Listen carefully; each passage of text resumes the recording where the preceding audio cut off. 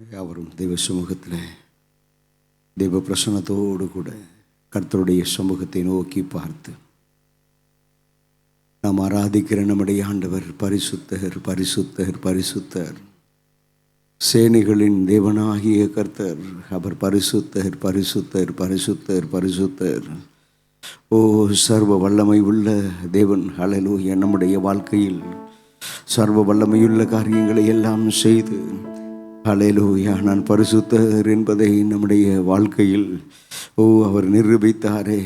ஹல்லேலூயா. அவரை பார்த்து அப்பா உமக்கு ஸ்தோத்திரம் ஸ்தோத்திரம் ஸ்தோத்திரம் ஸ்தோத்திரம் ஸ்தோத்திரம் என்று சொல்லி ஸ்தோத்திரத்தோடு கூட ஹல்லேலூயா நன்றி நிறைந்த இருதயத்தோடு அப்படியே நாம் கர்த்தரை மகிமைப்படுத்துவோமா? கரங்களை உயர்த்தி பிதாவாகிய தேவனுக்கு மகிமை உண்டாவதாக. எங்கள் ஆண்டவராகிய இயேசு ராஜாவுக்கு மகிமை உண்டாவதாக. பரிசுத்த ஆவியானவரே உமக்கு மகிமை உண்டாவதாக, மகிமை உண்டாவதாக. Glory glory. ஒருவராய் பெரிய அதிசயங்களை செய்கிறவரே உமக்கு மகிமை உண்டாவதாக. ஆராய்ந்து முடியாத பெரிய காரியங்களையும் எண்ணி முடியாத அதிசயங்களையும் எங்கள் வாழ்க்கையில் செய்தவரே உமக்கு மகிமை உண்டாவதாக, மகிமை உண்டாவதாக, மகிமை உண்டாவதாக, மகிமை உண்டாவதாக. ஒருவரும் பூட்டக்கூடாதபடி திறக்கிறவரும் ஒருவரும் திறக்கக்கூடாதபடி பூட்டுகிறவருமாய் இருக்கிற கர்த்தாதி கர்த்தாவே உமக்கு மகிமை மகிமை, உமக்கு மகிமை மகிமை மகிமை மகிமை உண்டாவதாக. இதோ மரித்தேன், சதா காலங்களிலோ நான் உயிரோடு கூட இருக்கிறேன் என்று சொன்ன என் ஆண்டவராகிய இயேசு ராஜா உமக்கு மகிமை மகிமை மகிமை மகிமை உண்டாவதாக, மகிமை உண்டாவதாக, மகிமை உண்டாவதாக. 7 நட்சத்திரங்களை உடைய கரங்களிலே ஏந்தி இருக்கிறவர், 7 குத்து விளக்குகளின் மத்தியிலே உலாவுகிற தேவன். இயேசு ராஜா நீர் அல்லவா உமக்கு மகிமை மகிமை மகிமை மகிமை மகிமை மகிமை மகிமை மகிமை மகிமை உண்டாவதாக. பரிசுத்த ஆவியானவரே, வல்லமையின் ஆவியானவரே, கிருபையின் ஆவியானவரே உமக்கு மகிமை மகிமை மகிமை மகிமை மகிமை மகிமை உண்டாவதாக, மகிமை உண்டாவதாக. ஹல்லேலூயா ஹல்லேலூயா. ஓஷபாதுர தலகத ரகதுர தலபஹந்தரோ ஓரி மாகபாதுடாத ரஹந்தரோ. ஆவியானவரே உமக்கு மகிமை மகிமை மகிமை மகிமை மகிமை என்று சொல்லி உயரமும் உன்னதமும் சிங்காசனத்தில் வீற்றிருக்கும், உயரமும் உன்னதமும் சிங்காசனத்தில் வீற்றிருக்கும் சேனைகளின் கர்த்தராகிய ராஜாவை என் கண்கள் காணட்டும். சேனைகளின் கர்த்தராகிய ராஜாவை என் கண்கள் காணட்டும். சேனைகளின் கர்த்தர் பரிசுத்தர், சேனைகளின் கர்த்தர் பரிசுத்தர், சேனைகளின் கர்த்தர் பரிசுத்தர், பரிசுத்தர் பரிசுத்தரே, பரிசுத்தர் பரிசுத்தரே. ஒருவராய் சாவாமை உள்ளவரவர், சேரக்கூடா ஒளிதனில் வாசம் செய்பவர். ஒருவராய் சாவாமை உள்ளவர் இவர், சேரக்கூடா ஒளிதனில் வாசம் செய்பவர்.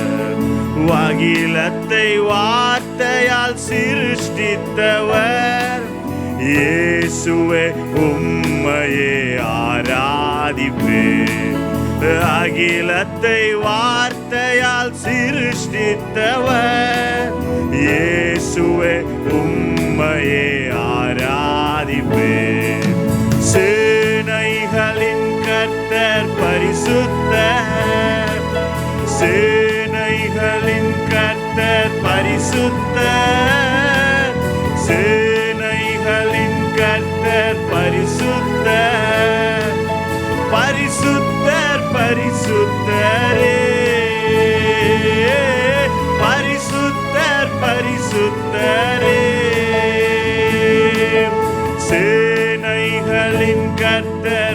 பரிசுத்தர். சேனைகளின் கர்த்தர் பரிசுத்தர். சேனைகளின் கர்த்தர் பரிசுத்தர். பரிசுத்தர் பரிசுத்தரே, பரிசுத்தர் பரிசுத்தரே. ஆதியும் அந்தமும் மானவர் இவர், ஆல்பா ஒமேகாவும் மானவர் இவர். ஆதியும் அந்தமும் மானவர் இவர், ஆல்பா ஒமேகாவும் மானவர் இவர். இருந்தவரும் இருப்பவரும் சீக்கிரம் வரப்போகும் ராஜா இவர். இருந்தவரும் இருப்பவரும் சீக்கிரம் வரப்போகும் ராஜா இவர். சேனைகளின் கர்த்தர் பரிசுத்தர். சேனைகளின் கர்த்தர் பரிசுத்தர். சேனைகளின் கர்த்தர் பரிசுத்தர். பரிசுத்தர் பரிசுத்தரே, பரிசுத்தர் பரிசுத்தரே. சேனைகளின் கர்த்தர் பரிசுத்தர். சேனைகளின் கர்த்தர் பரிசுத்தர். சேனைகளின் கர்த்தர் பரிசுத்தர்.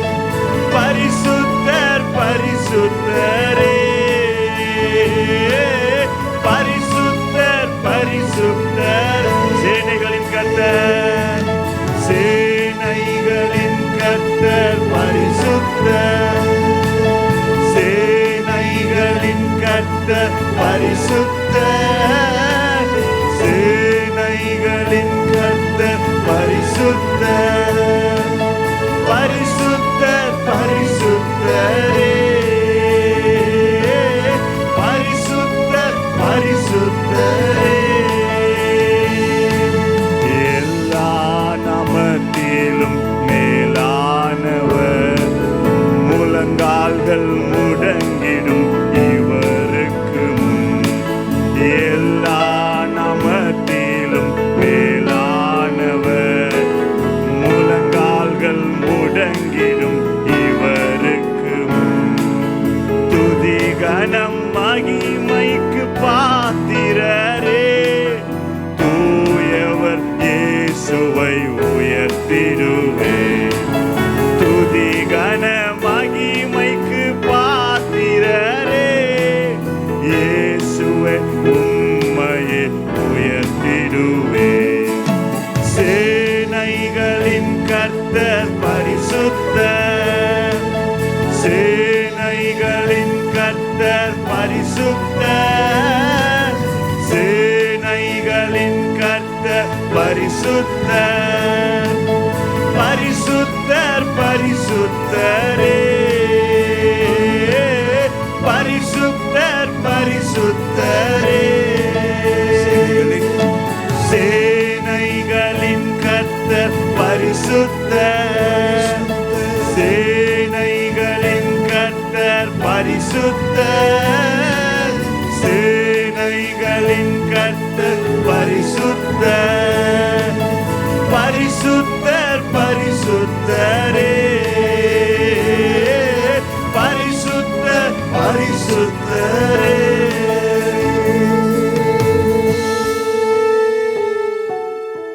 வானம் உமக்கு சிங்காசனம், பூமி உமக்கு பாதபடி. நாங்கள் ஆராதிக்கிற எங்கள் ஆண்டவர், அவர் சேனைகளின் கர்த்தர். அவர் பரிசுத்தர் பரிசுத்தர் பரிசுத்தர் பரிசுத்தர்.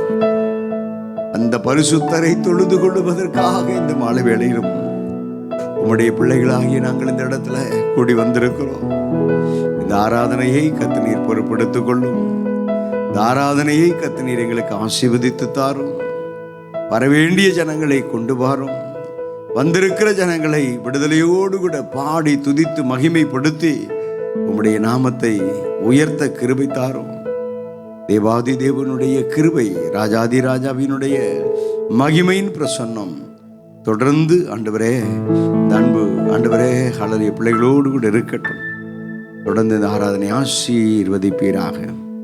கிருபை தந்து கர்த்தனீர் நடத்தி அருளுவீராக. இயேசு கிறிஸ்துவின் வல்லமையுள்ள நாமத்தில் ஜெபிக்கிறோம் பிதாவே. ஆமென், ஆமென், ஆமென், ஆமென். ஹல்லேலூயா, ஹல்லேலூயா. தெரிந்த ஒரு பாடலை நாம் அருமை சகோதரனோடு கூட இணைந்து பாடி, ஓ ஹல்லேலூயா, என் மேய்ப்பனாய். என் மேய்ப்பராய் இயேசு இருக்கின்ற போது என் வாழ்வினில் குறைகள் என்பது ஏது? என் மேய்ப்பராய் இயேசு இருக்கின்ற போது என் வாழ்விலே குறைகள் என்பது ஏது? என்னை அவர் பசும்புல் பூமியிலே என் நேரமும் நடத்திடும் போதினிலே, என்னை அவர் பசும்புல் பூமியிலே என் நேரமும் நடத்திடும் போதினிலே, என்றும் இன்பம் என்றும் இன்பம் என்றென்றும் இன்பம் அல்லவா? என்றும் இன்பம் என்றும் இன்பம் என்றென்றும் இன்பம் அல்லவா? என் மேய்ப்பராய் இயேசு இருக்கின்ற போது என் வாழ்வினில் குறைகள் என்பது ஏது? என் மேய்ப்பராய் இயேசு இருக்கின்ற போது என் வாழ்வினில் குறைகள் என்பது ஏது?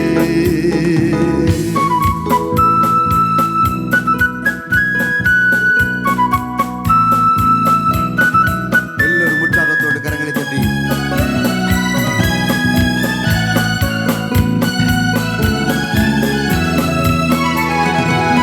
என்னோடவர் நடத்திடும் போதினிலே அங்கே இருள் சூழ்ந்திடும் பாதையிலே,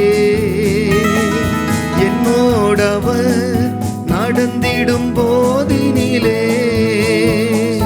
அங்கே இருள் சூழ்ந்திடும் பாதையிலே, எங்கும் ஒளி எங்கும் ஒளி எங்கெங்கும் ஒளி அல்லவா? எங்கும் ஒளி எங்கும் ஒளி எங்கெங்கும் ஒளி அல்லவா? என் மேய்ப்பராய் இயேசு இருக்கின்ற போது என் வாழ்வினில் குறைகள் என்பது ஏது? என் மேய்ப்பராய் இயேசு இருக்கின்ற போது என் வாழ்வினில் குறைகள் என்பது ஏது?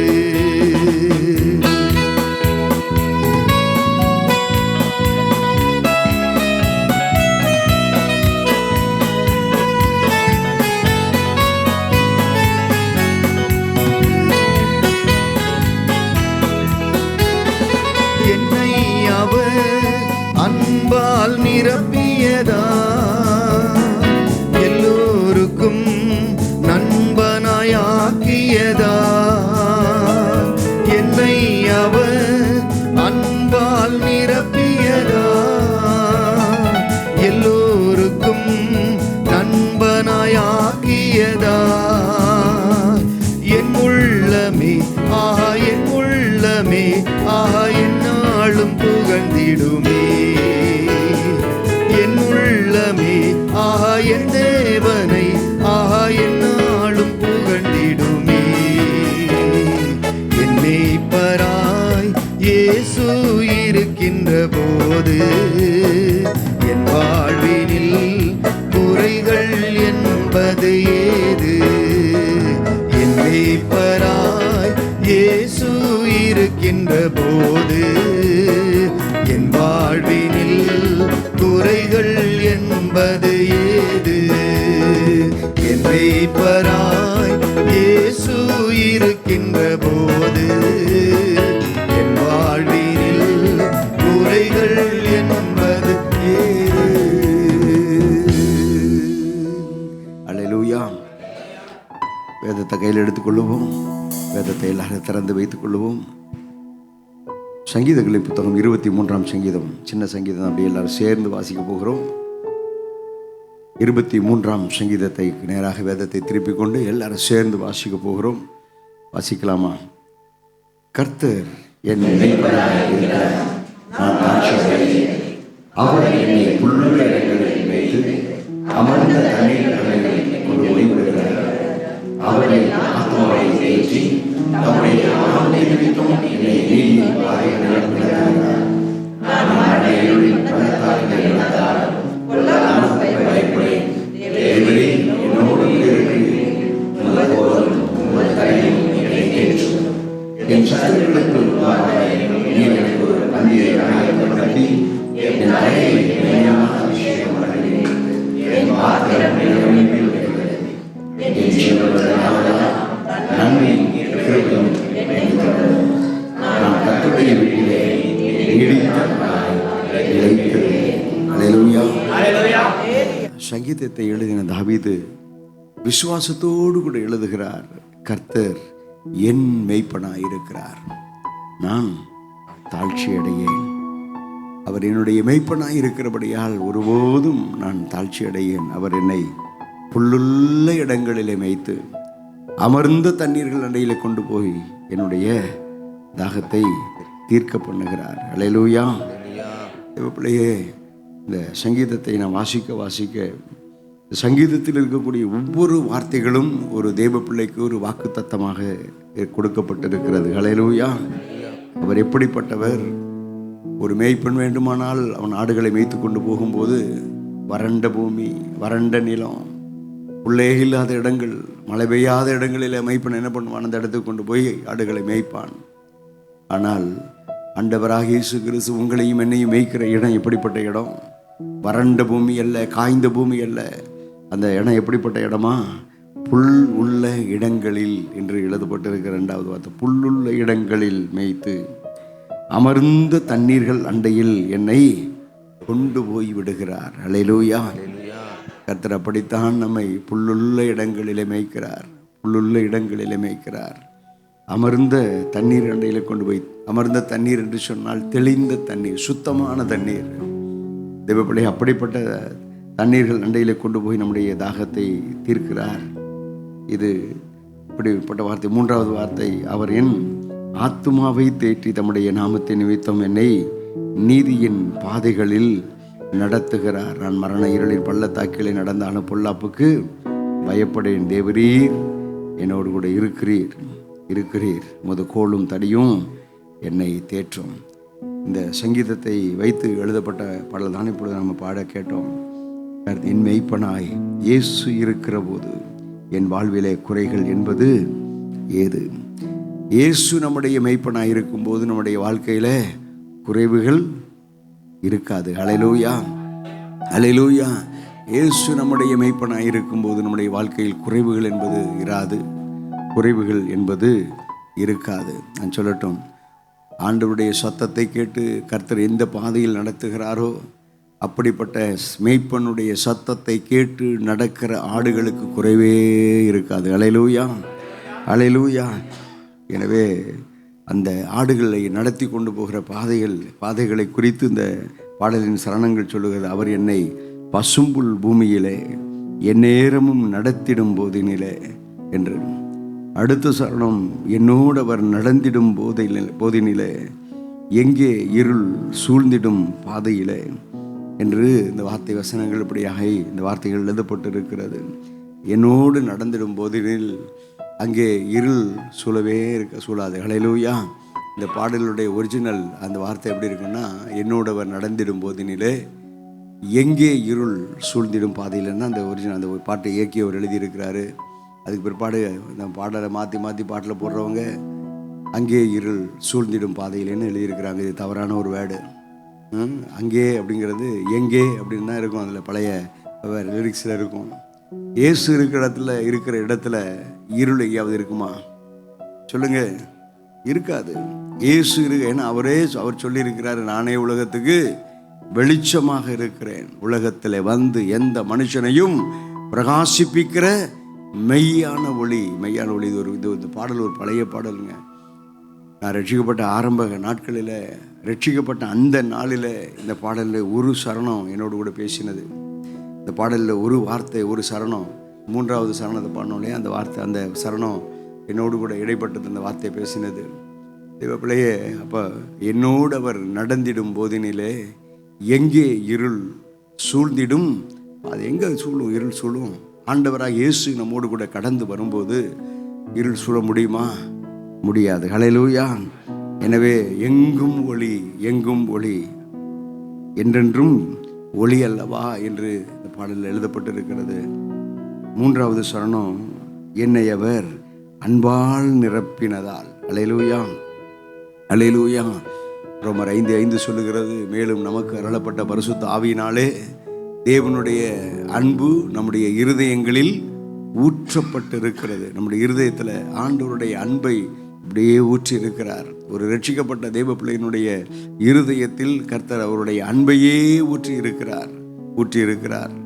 மீண்டுமாக இந்த பாடலை எல்லோரும் எங்களோடு கூட சேர்ந்து பாடி, என் மெய்ப்பனாய் இயேசு இருக்கிற போது என் வாழ்வில் குறைகள் என்பது ஏது?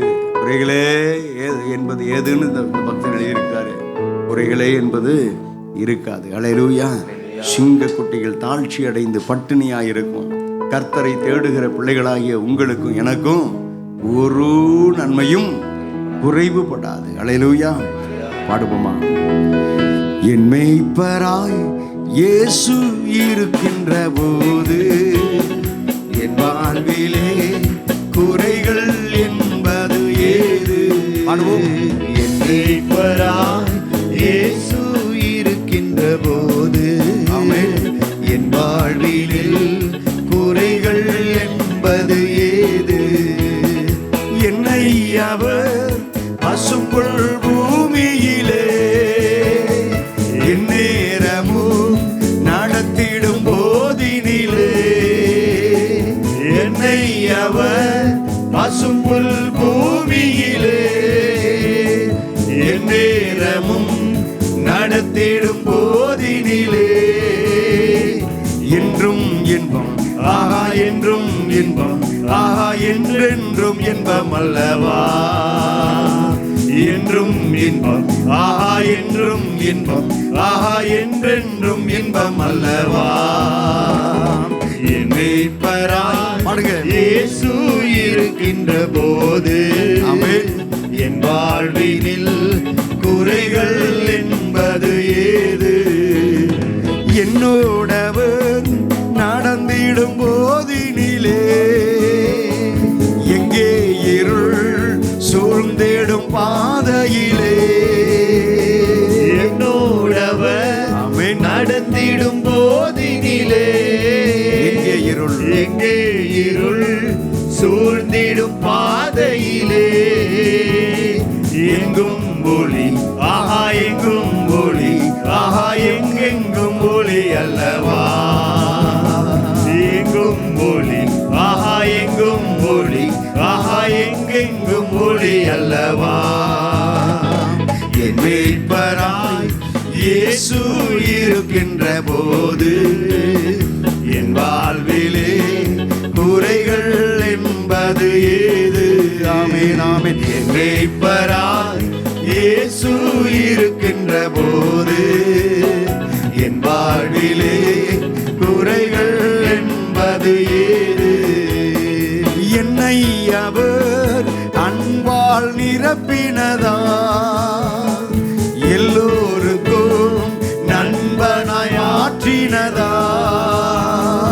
என்னை அவர் அன்பால் நிரப்பியதா, எல்லோருக்கும் நண்பனாய் ஆக்கியதா? என்னுள்ளமே ஆஹா என் தேவனை, ஆஹா என்னாலும் புகழ்ந்திடுவே. என் உள்ளமே ஆஹா என் தேவனை, ஆஹா என் நானும் புகழ்ந்திடுவே. என் மேய்ப்பராய் இயேசு இருக்கின்ற போது என் வாழ்விலே குறைகள் என்பது ஏது? என் மேய்ப்பராய் இயேசு இருக்கின்ற போது என் வாழ்விலே குறைகள் என்பது ஏது? என் மேய்ப்பராய் இயேசு இருக்கின்ற போது என் வாழ்விலே குறைகள் என்பது ஏது? ஆமென் ஆமென். என் மேய்ப்பராய் இயேசு இருக்கின்ற போது என் வாழ்விலே குறைகள் என்பது ஏது? அப்படி எல்லாரும் எழுமி நின்று என் மேய்ப்பராய் இயேசு இருக்கின்ற போது என் வாழ்விலே குறைகள் என்பது ஏது? அப்படியே கண்களை மூடி கர்த்தருடைய சமூகத்தை நோக்கி பார்த்து, கர்த்தர் உங்கள் மேய்ப்பனாயிருந்து, உங்களுக்கு நல் மேய்ப்பனாயிருந்து, பாதுகாக்கிற நல் மேய்ப்பனாயிருந்து, உங்களை பராமரிக்கிற நல்ல மேய்ப்பனாயிருந்து, ஓ உங்களை பாதுகாத்து, ஓ வேடனுடைய கண்ணிக்கும் பாழாக்கும் கொள்ளை நோய்க்கும் தப்புவிக்கிற நல் மேய்ப்பனாயிருந்து உங்களை நடத்தினாரே. என் மேய்ப்பராய், உங்க சத்தம் உயரட்டும். இயேசு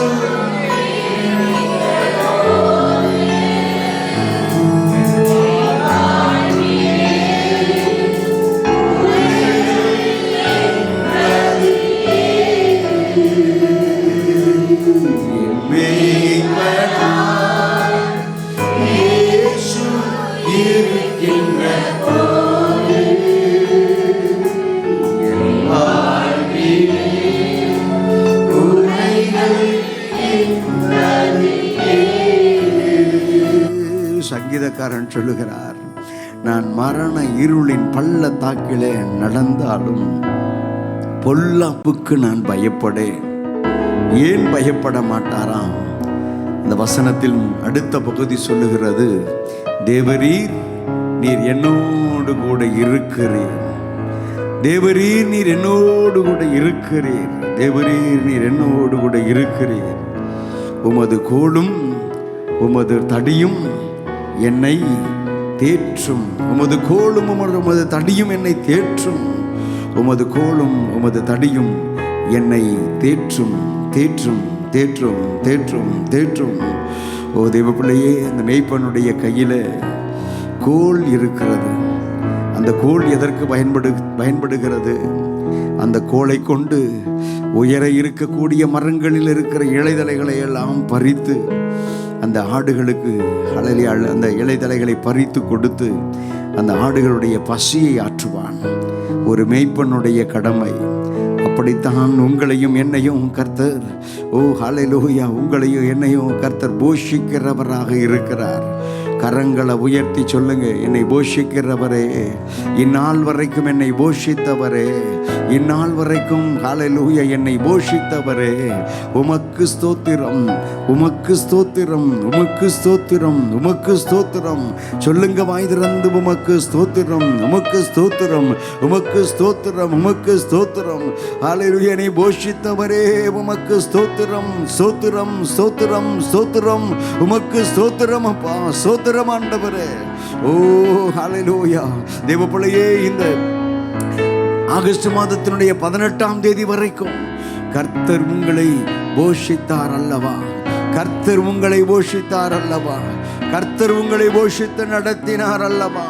ஹல்லேலூயா, க்ளோரி. ஏதாகிலும் குறை வைத்தாரா? கர்த்தர் உங்களுக்கு, ஓ ஹல்லேலூயா, உங்களுக்கு குறை வைத்து நீங்கள் பசிப்பட்டினியோடு கூட இருக்க விட்டாரா? கரங்களை உயர்த்தி ஆண்டவரை நோக்கி பார்த்து, ஏசப்பா ஆண்டவரே, என்னை கர்த்தரீர் போஷித்தீரே. சொல்லுங்க வாய் திறந்து, என்னை போஷித்தீரே, உமக்கு ஸ்தோத்திரம். என்னை போஷித்தீரே உமக்கு ஸ்தோத்திரம், என்னை போஷித்தவரே உமக்கு ஸ்தோத்திரம், ஸ்தோத்திரம் உமக்கு ஸ்தோத்திரம், ஸ்தோத்திரம், ஸ்தோத்திரம். அது மாத்திரமல்ல, அந்த மேய்ப்பனுடைய கையில கோல் இருந்தது. அந்த கோல் இலைதலைகளை எல்லாம் பறித்து அந்த ஆடுகளுக்கு உணவு ஊட்டுவதற்கு அது உதவியாயிருந்தது. இன்னொரு வார்த்தை சொல்லுகிறது உமது தடி என்று. அந்த மேய்ப்பனுடைய கையிலே ஒரு தடி இருக்குமா. அந்த தடி எதற்காக? கோலை வைத்து இலைதலைகள் தான் பறிக்க முடியும். ஆனால் தடியை வைத்துத்தான் கரடியை அடிக்க முடியும், சிங்கத்தை அடிக்க முடியும், துஷ்ட மிருகங்களை அடித்து கொள்ள முடியும், ஆடுகளை பட்சிக்க வருகிற ஹல்லேலூயா அந்த ஓநாய்களை அடித்து கொன்று போட முடியும். அதற்காகவே கர்த்தர் அந்த தடியை கர்த்தர் வைத்திருக்கிறார். ஹல்லேலூயா. தேவ பிள்ளையே, மேய்ப்பனுடைய கீழ் இருக்கக்கூடிய ஆடுகளாகிய நீங்களும் நானும், உங்களுடைய என்னுடைய குடும்பம் இருக்கிறோம். பொல்லாத சத்துரு எவ்வளவோ போராட்டங்களை, எவ்வளவோ எதிர்ப்புகளை, எவ்வளவோ ஹல்லேலூயா பிரச்சனைகளை நம்முடைய வாழ்க்கையில கொண்டு வந்து ஹல்லேலூயா நம்மை மடங்கடிக்கும்படி அவன் முயற்சி செய்தாலும் க்ளோரி க்ளோரி க்ளோரி. வாய் திறந்து சொல்லுங்க, தேவரீர் உம்முடைய தடி, கையில் இருக்கக்கூடிய தடி அந்த பொல்லாத சத்ருவை அடித்து விரட்டக்கூடியதான விதத்தில் அந்த தடி என்பது தேவ பிள்ளையே கர்த்தர் உங்களுக்கு கொடுத்திருக்கிற வாக்கு தத்தம் என்கிற வார்த்தை என்கிற தடி, வார்த்தை என்கிற தடி. தேவ பிள்ளையே, அந்த வாக்கு தத்தம் என்கிற வார்த்தையை அதை நீங்கள் தடியாய் பயன்படுத்தும் போது தேவ பிள்ளையே, சிங்கத்தின் மேலோ விரியன் பாம்பின் மேலோ நீ நடந்து என்ற வாக்கின்படி சிங்கத்தின் மேலும் விரியன் பாம்பின் மேலோ நான் நடக்க, சொல்லுங்க, நான் நடக்க கர்த்தர் எனக்கு என் கால்களுக்கு பலனை தந்திருக்கிறார் என்று நீங்க சொல்லும் போதே தேவ பிள்ளையே, சத்துரு உங்களிடத்துல ஹல்லேலூயா மிதி வாங்கி கடந்து போவான்.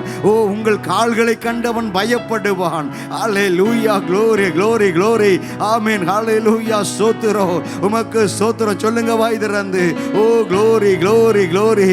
நீ சர்ப்பங்களையும் தேள்களையும் மிதிக்கவோ, சத்துருவினுடைய சகல வல்லமைகளை மேற்கொள்ளவோ நான் உங்களுக்கு அதிகாரம் கொடுத்திருக்கிறேன் என்று சொன்னவர், சர்ப்பங்களை மிதிக்க, தேள்களை நசுக்க கர்த்தர் உங்களுக்கு அதிகாரம் கொடுத்திருக்கிறாரே. கர்த்தர் உங்கள் கால்களுக்கு அந்த அதிகாரத்தை கொடுத்திருக்கிறாரே, மிதிக்கிற அதிகாரத்தை கொடுத்திருக்கிறாரே, நசுக்குகிற அதிகாரத்தை கொடுத்திருக்கிறாரே. தேவ பிள்ளையே, உங்களுக்கு விரோதமாக எப்படிப்பட்ட செய்வினை மந்திரங்கள் பொல்லாத சத்துரு எழுப்பினாலோ, எந்தெந்த ஹல்லேலூயா விதங்களிலே மந்திரங்கள் தந்திரங்கள் ஹல்லேலூயா அவைகள் உருவாக்கப்பட்டாலோ, அவைகளை நாம் இயேசுவின் நாமத்தை சொல்லும் போதே, இயேசுவின் நாமத்தை சொல்லி நாம் ஜெபிக்கும் போதே அவைகள் நசுக்கப்படும், அவைகள் நசுக்கப்படும். தேவ பிள்ளையே, அது மேலே எழும்ப முடியாது, அது உங்க காலுக்கு கீழே தான் இருக்கு. தேவ பிள்ளையே, அவைகளை நசுக்க கர்த்தர் உங்களுக்கு பலனை தந்திருக்கிறார் அல்லவா. ஹல்லேலூயா. வாய் திறந்து ஆண்டவரை மகிமைப்படுத்தி க்ளோரி க்ளோரி க்ளோரி, ஆமென், ஹல்லேலூயா. அவைகளை நசுக்க, அவைகளை நசுக்க கர்த்தர் எனக்கு கிருபை தந்திருக்கிறீரே, உமக்கு ஸ்தோத்திரம், உமக்கு ஸ்தோத்திரம். தாவீது பக்தன் சொல்லுகிறார், சவுல் ராஜாவின் இடத்துல சொல்லுகிறார், ஒரு விசை சிங்கம் வந்தது, ஒரு விசை கரடி வந்தது, என் ஆடுகளை பறித்து கொண்டு போகும்படி வந்தது. ஆனால் என் கையில் இருக்கக்கூடிய தடியை எடுத்து அதை நான் அடித்து கொன்று போட்டேன். சிங்கம் வந்தது, அதை அதனுடைய வாய்க்கு தப்புவிக்கும்படி அதை அடித்து கொன்று போட்டேன், கிழித்து போட்டேன் என்றெல்லாம் சொல்லுகிறார். தேவ பிள்ளையே, தேவ பிள்ளைகளுக்கு கர்த்தர் கால்களில் ஒரு அதிகாரத்தை கொடுத்திருக்கிறார். அதே நேரத்தில் தேவ பிள்ளைகளுடைய கைகளில் ஒரு அதிகாரத்தை கொடுத்திருக்கிறார். தேவ பிள்ளையே, உலக மனுஷனுடைய கைகள்லாம் எப்படி எப்படியோ இருக்கும், ஆனால் உங்களுடைய என்னுடைய கையில் கர்த்தர் ஒரு அதிகாரத்தை கொடுத்திருக்கிறார். ஹல்லேலூயா. கரங்களை உயர்த்தி நாம் ஜெபிக்கும் போது, இயேசுவே என்று சொல்லி கூப்பிடும் போது அவர் உதவி செய்வார். இயேசுவே என்று சொல்லி கூப்பிட்டு சத்துருடைய வல்லமைகளுக்கு விரோதமாக எதிர்த்து நிற்கும் போது சத்துருடைய வல்லமைகள் எல்லாம் அத்தமாக்கப்படும். சிங்கங்களுடைய வாய்கள் கட்டப்படும். சிங்கங்களுடைய வாய்கள் கட்டப்படும். கரடிகளுடைய வாய் கிழிக்கப்பட்டு போகும். ராபா மகாதா ராதா லாகாதா ராதா லாபா ஓ ரிபா கதா ராதா ராகரா. ஆமென். அப்படிப்பட்ட அதிகாரத்தை கர்த்தர் உங்களுக்கு தந்திருக்கிறாரே. அது மாத்திரமல்ல, உங்களுடைய உதடு நாவு அது சாதாரணமானது அல்ல. தேவ பிள்ளையே, உங்களுடைய உதடு நாவிலிருந்து புறப்பட்டு வருகிற வார்த்தைகள் அது சாதாரணமான வார்த்தைகள் அல்ல. அந்த வார்த்தைகளை நீங்கள் தேவனுடைய வார்த்தைகளை, வாக்குத்தத்த வார்த்தைகளை நீங்கள் வாய் திறந்து சொல்ல சொல்ல சொல்ல சொல்ல சொல்ல சொல்ல தேவ பிள்ளையே, ஹல்லேலூயா, கர்த்தர் உங்களுடைய வாய்க்கு, உங்களுடைய உதடு நாவுக்கு ஒரு அதிகாரத்தை கர்த்தர் கொடுத்திருக்கிறார். ஹல்லேலூயா, ஹல்லேலூயா, க்ளோரி க்ளோரி க்ளோரி. நீங்க வாய் திறந்து ஒரு வார்த்தை சொன்னால், ஹல்லேலூயா, இயேசு சொன்னது போல அவர் சொல்ல ஆகும், அவர் கட்டளையிட நிற்கும் என்ற வாக்கின்படியே நீங்க இயேசுவின் நாமத்தை ஹல்லேலூயா உச்சரித்து சொல்லும் போது உங்களுடைய உதடு நாவிலே இருக்கிற அந்த வல்லமை ஒரு பெரிய அற்புதத்தை கொண்டு வரும். அப்படிப்பட்ட தெய்வ பிரசன்னத்தை உணர்ந்தவர்களாக 2 கரங்களையும் உயர்த்தி உயரமும் உன்னதமும் சிங்காசனத்தில் வீற்றிருக்கும். உயரமும் உன்னதமும் சிங்காசனத்தில் வீற்றிருக்கும். சேனைகளின் கர்த்தராகிய ராஜாவை என் கண்கள் காணட்டும். சேனைகளின் கர்த்தராகிய ராஜாவை என் கண்கள் காணட்டும். சேனைகளின் கர்த்தர் பரிசுத்தர். சேனைகளின் கர்த்தர் பரிசுத்தர். சேனைகளின் கர்த்தர் பரிசுத்தர். பரிசுத்தர் பரிசுத்தரே, பரிசுத்தர் பரிசுத்தரே. சேனைகளின் கர்த்தர் பரிசுத்தர். சேனைகளின் கர்த்தர் பரிசுத்தர். சேனைகளின் கர்த்தர் பரிசுத்தர். பரிசுத்தர் பரிசுத்தரே, எல்லா நாமத்திலும் பரிசுத்தர் பரிசுத்தரே. எல்லா நாமத்திலும் மேலானவர். முழங்கால்கள் முடங்கிடும் இவருக்கு. எல்லா நாமத்திலும் மேலானவர். முழங்கால்கள் முடங்கிடும் இவருக்கு. துதி கன மகிமைக்கு பாத்திரரே, தூயவர் இயேசுவை உயர்த்திடுவே. துதி கன மகிமைக்கு பாத்திரரே, தூயவர் இயேசுவை உயர்த்திடுவே. சேனைகளின் கர்த்தர் பரிசுத்தர். உயர்த்தி எல்லாரும் சேனைகளின் உள்ளத்தின் ஆழத்தில் பரிசுத்தர். சேனைகளின் கர்த்தர் பரிசுத்தர். பரிசுத்தர் பரிசுத்தரே, பரிசுத்தர் பரிசுத்தரே. சேனைகளின்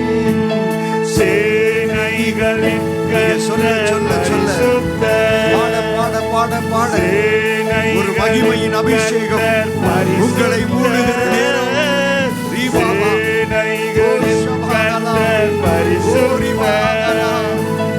பரிசுத்தர் பரிசுத்தரே,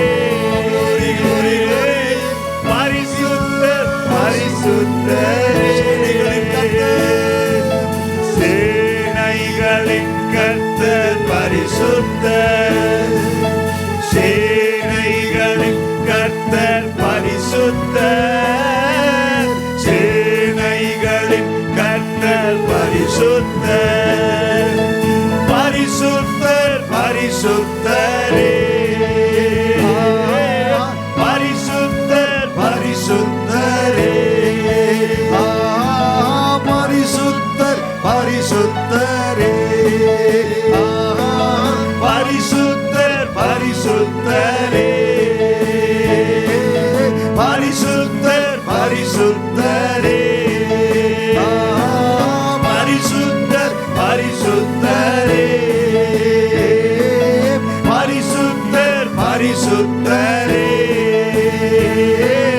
பரிசுத்தர் பரிசுத்தரே கரங்களை உயர்த்தி கண்களை மூடி பரிசுத்தர் சேனைகளின் கர்த்தர் பரிசுத்தர் பரிசுத்தர் பரிசுத்தர் உங்க உள்ள சொல்லிக்கொண்டே இருக்கட்டும். தேவ பிள்ளையே, உங்க உள்ளத்துக்குள்ள ஒரு உன்னத வல்லமை, தேவ பிள்ளையே ஒரு உன்னத அபிஷேகம் உங்களை நிரப்புகிற நேரம். ஓ ரபாதராதரா, ஓ ஷபாதபகபதன தரபகதரமா. ஆமென் ஆமென் ஆமென் ஆமென் ஆமென். ஓ glory glory glory. பரிசுத்தர் பரிசுத்தர் பரிசுத்தர் சேனைகளின் கர்த்தர் பரிசுத்தர் சேனைகளின் கர்த்தர் பரிசுத்தர். நீங்கள் நானும் ஆராதிக்கிற நம்முடைய ஆண்டவர் பரிசுத்தர். உங்களையும் என்னையும் பாவமர கழுவி பரிசுத்தமாக்கின இயேசு பரிசுத்தர். இயேசு பரிசுத்தர். உங்களுக்காக பரிசுத்தமுள்ள இரத்தத்தை சிந்தி கொடுத்து உங்களையும் என்னையும் விலை கொடுத்து வாங்கின இயேசு பரிசுத்தர். இயேசு கிறிஸ்து பரிசுத்தர். ஹல்லேலூயா.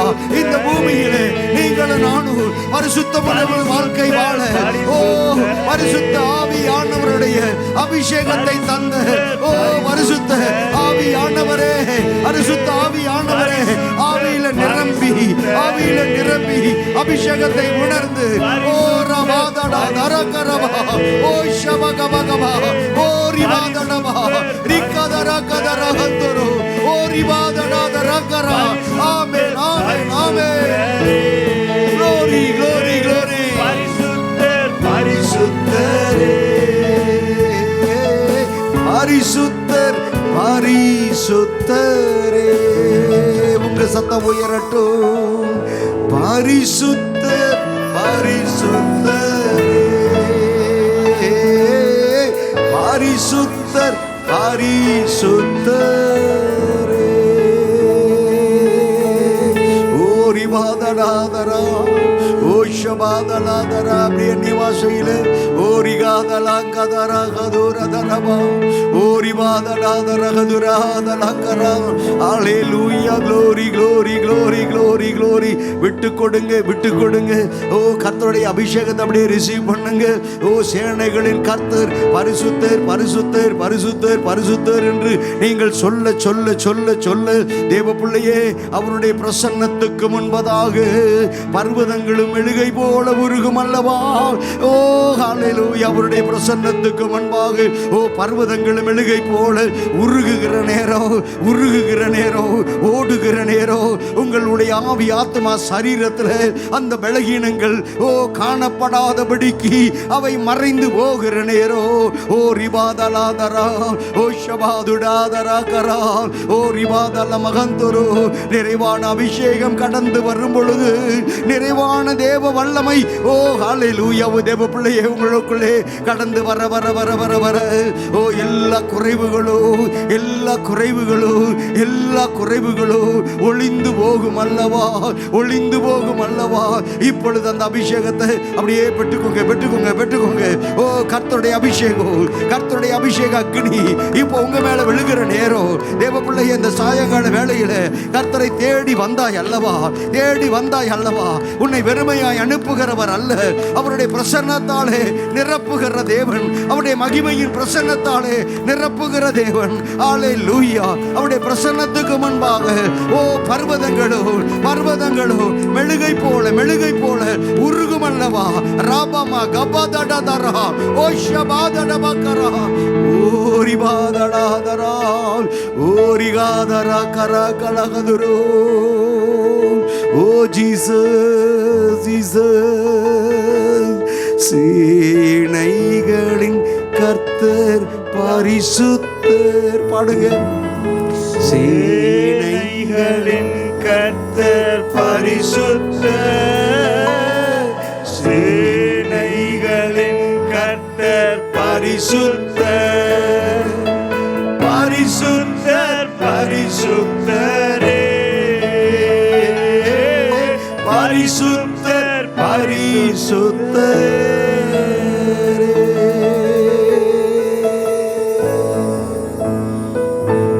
அவருடைய மகிமை நிறைந்த கிருபை நிறைந்த பிரசன்னத்துக்கு முன்பாக பாயங்களை நாங்கள் தாழ்த்துகிறோம், எங்களை தாழ்த்தி அர்ப்பணிக்கிறோம்.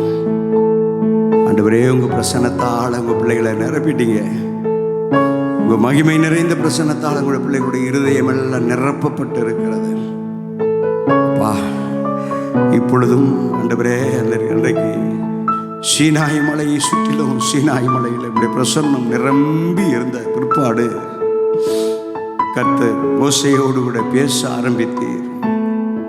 அதுபோல இந்த மாலை வேளையிலும் நீர் பேசுகிற நேரமாக இந்த நேரம் இருக்கட்டும், இந்த நேரம் இருக்கட்டும். ஆண்டவரே, எங்களை அர்ப்பணிக்கிறோம். அருமையான தேவதாசனை உடைய கிருபையின் ஆண்டவரே பிரசன்னத்துக்குள் ஒப்பு கொடுக்கிறோம். இந்த மாலை வேளையிலும் அருமையான தேவதாசனை கொண்டு நீர் பேச போகிற உடைய வல்ல வார்த்தைகளுக்காக ஸ்தோத்திரம். நீர் பேசட்டும், நாங்கள் கேட்கட்டும்.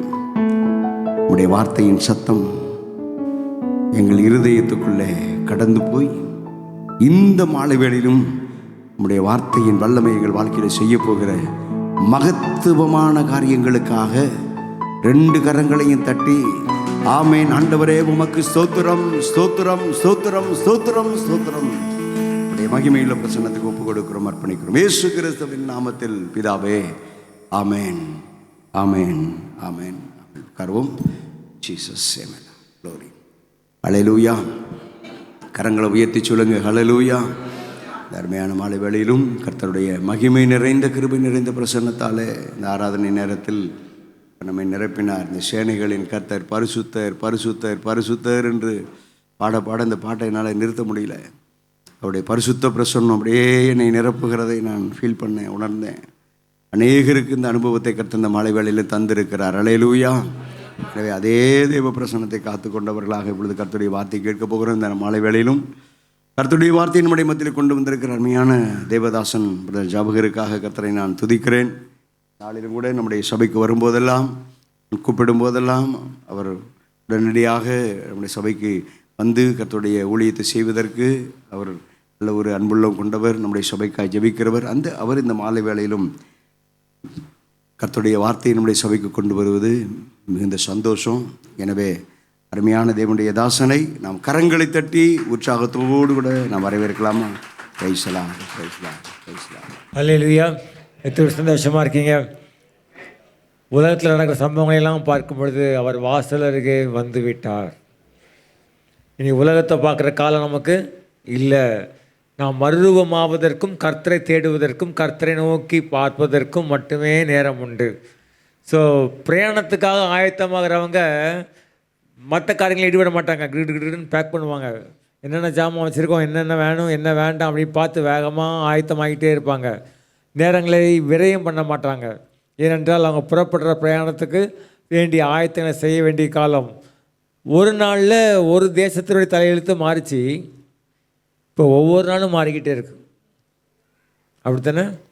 அப்படிப்பட்ட காலங்களுக்குள்ளே நுழைந்து கொண்டிருக்கிறோம். வேதம் சொல்லுது, பெரிய பெரிய பேரிடர்கள்லாம் வரும், யுத்தங்கள் நடக்கும், ஜனத்துக்கு விரோதமாக ஜனங்கள் எழும்பும், ராஜ்யத்துக்கு விரோதமாக ராஜ்யம் எழும்பும்.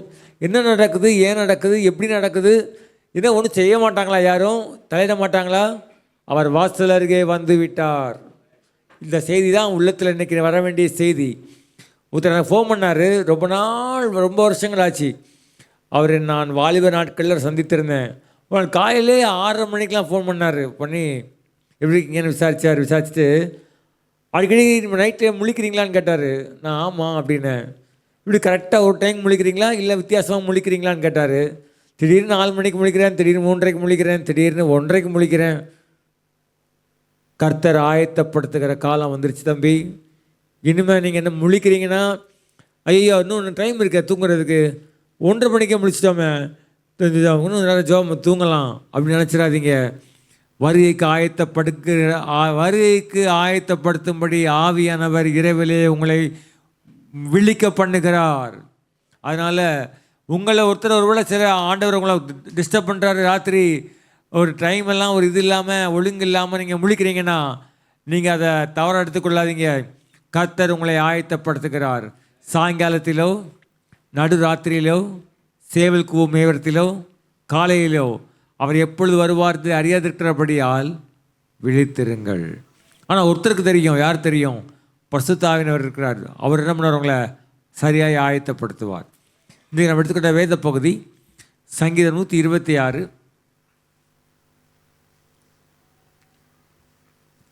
5ஆம் வசனம் 6ஆம் வசனம்.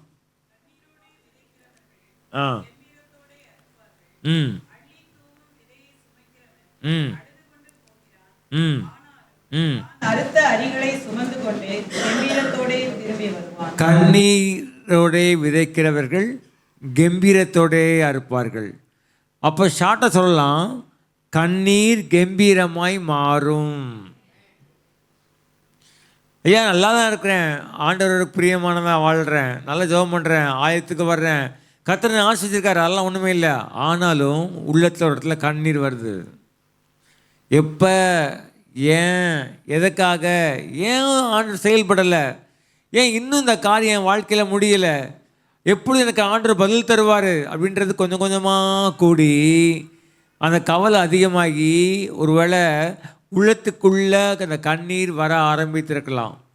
ஆனால் ஆண்டவர் உங்கள் வாழ்க்கையை பார்த்து சொல்கிறாரு, இந்த கண்ணீர் கம்பீரமாய் மாறும், இந்த கண்ணீர் களி கூறுதலாக மாறும். வேதத்தில் நிறைய வசனங்கள் இருக்கிறவங்க தெரியும். வேதத்தில் பார்த்தீங்கன்னா, உன் புலம்பலை ஆனந்த கழிப்பாய் மாற பண்ணுவேன் அப்படின்னு சொல்கிறாரு.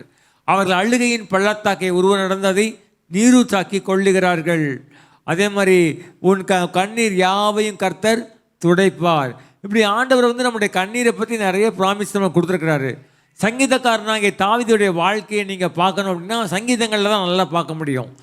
சாமுவேலில் தாவீது அறிமுகப்படுத்தப்பட்டாலும் அங்கே ராஜாவாக முன்பதாக சவுலினால் அவனுக்கு ஏற்பட்ட எல்லா நெருக்கங்கள் உபத்திரவங்களை பற்றி அது போடப்பட்டிருந்தாலும், அவன் ராஜாவான பிறகு நடந்த யுத்தங்களை பற்றி அங்கே நிறைய நம்ம வாசித்தாலும், சங்கீதங்களில் தான் அவன் ஆத்துமாவை குறித்தும் தனிப்பட்ட வாழ்க்கை குறித்தும் அதிகமாக எழுதியிருக்கிறான். அங்கே பார்த்தீங்கன்னா, ஆண்டவரே எப்பொழுது என்னிடத்தில் வருவீர், உத்தம இதயத்தோடு நடந்து கொள்வேன், ஆண்டவரே பாதி வயதில் என்னை எடுத்துக்கொள்ளாதிரும், ஆண்டவரே இந்த உலகத்தில் நான் கண்டிப்பாக நன்மையை காண்பேன் என்று விசுவாசிக்கிறேன் என்று தன்னுடைய ஒவ்வொரு நாளும் அவனுடைய இருதயத்தில் உள்ள பெரிய அங்கலாய்ப்புகளையும் கண்ணீரையும் துக்கத்தின் பாதைகளையும் வருத்தங்களையும் கூட அவன் அழகான சங்கீதத்தில் எழுதிக்கிட்டே வர்றான். ஸோ தாவீதுடைய வாழ்க்கையினுடைய உள்ளான மனுஷனுடைய போராட்டங்களையும் அவனுடைய சரீரத்தில் அவன் பட்ட பாடுகளையும் சங்கீதங்களை நல்லா நம்ம வாசிக்க முடியும். இந்த சங்கீதங்களையும் அவன் சொல்கிறான், கண்ணீரோடே விதைக்கிறவர்கள் கம்பீரத்தோடே அறுப்பார்கள். அவன் சொல்லிட்டு சொல்கிறாரு, அள்ளித்தூவும் விதையை சுமந்து கொண்டு போகிறவன் அழுது கொண்டே போகிறான், ஆனாலும் தான் அறுத்த அரிகளை சுமந்து கொண்டு கம்பீரத்தோடே திரும்ப வருவான். அப்போ கண்ணீரையும் கம்பீரத்தையும் எதற்கு ஒப்பிடுறாரு அப்படின்னா, ஒரு குடியானவன் தன்னுடைய விதைகளை எடுத்துக்கொண்டு வயலில் வீசி அவன் அதை விதைத்து ஒரு காலம் வரைக்கும் காத்திருந்து பிறகு அது விளைந்த பின்பு 100 மடங்கோ 60 மடங்கோ விளைந்த பின்பு அது சந்தோஷமாக அறுத்து கொண்டு அவன் திரும்பி வருவதற்கு ஒப்பிடுகிறான்.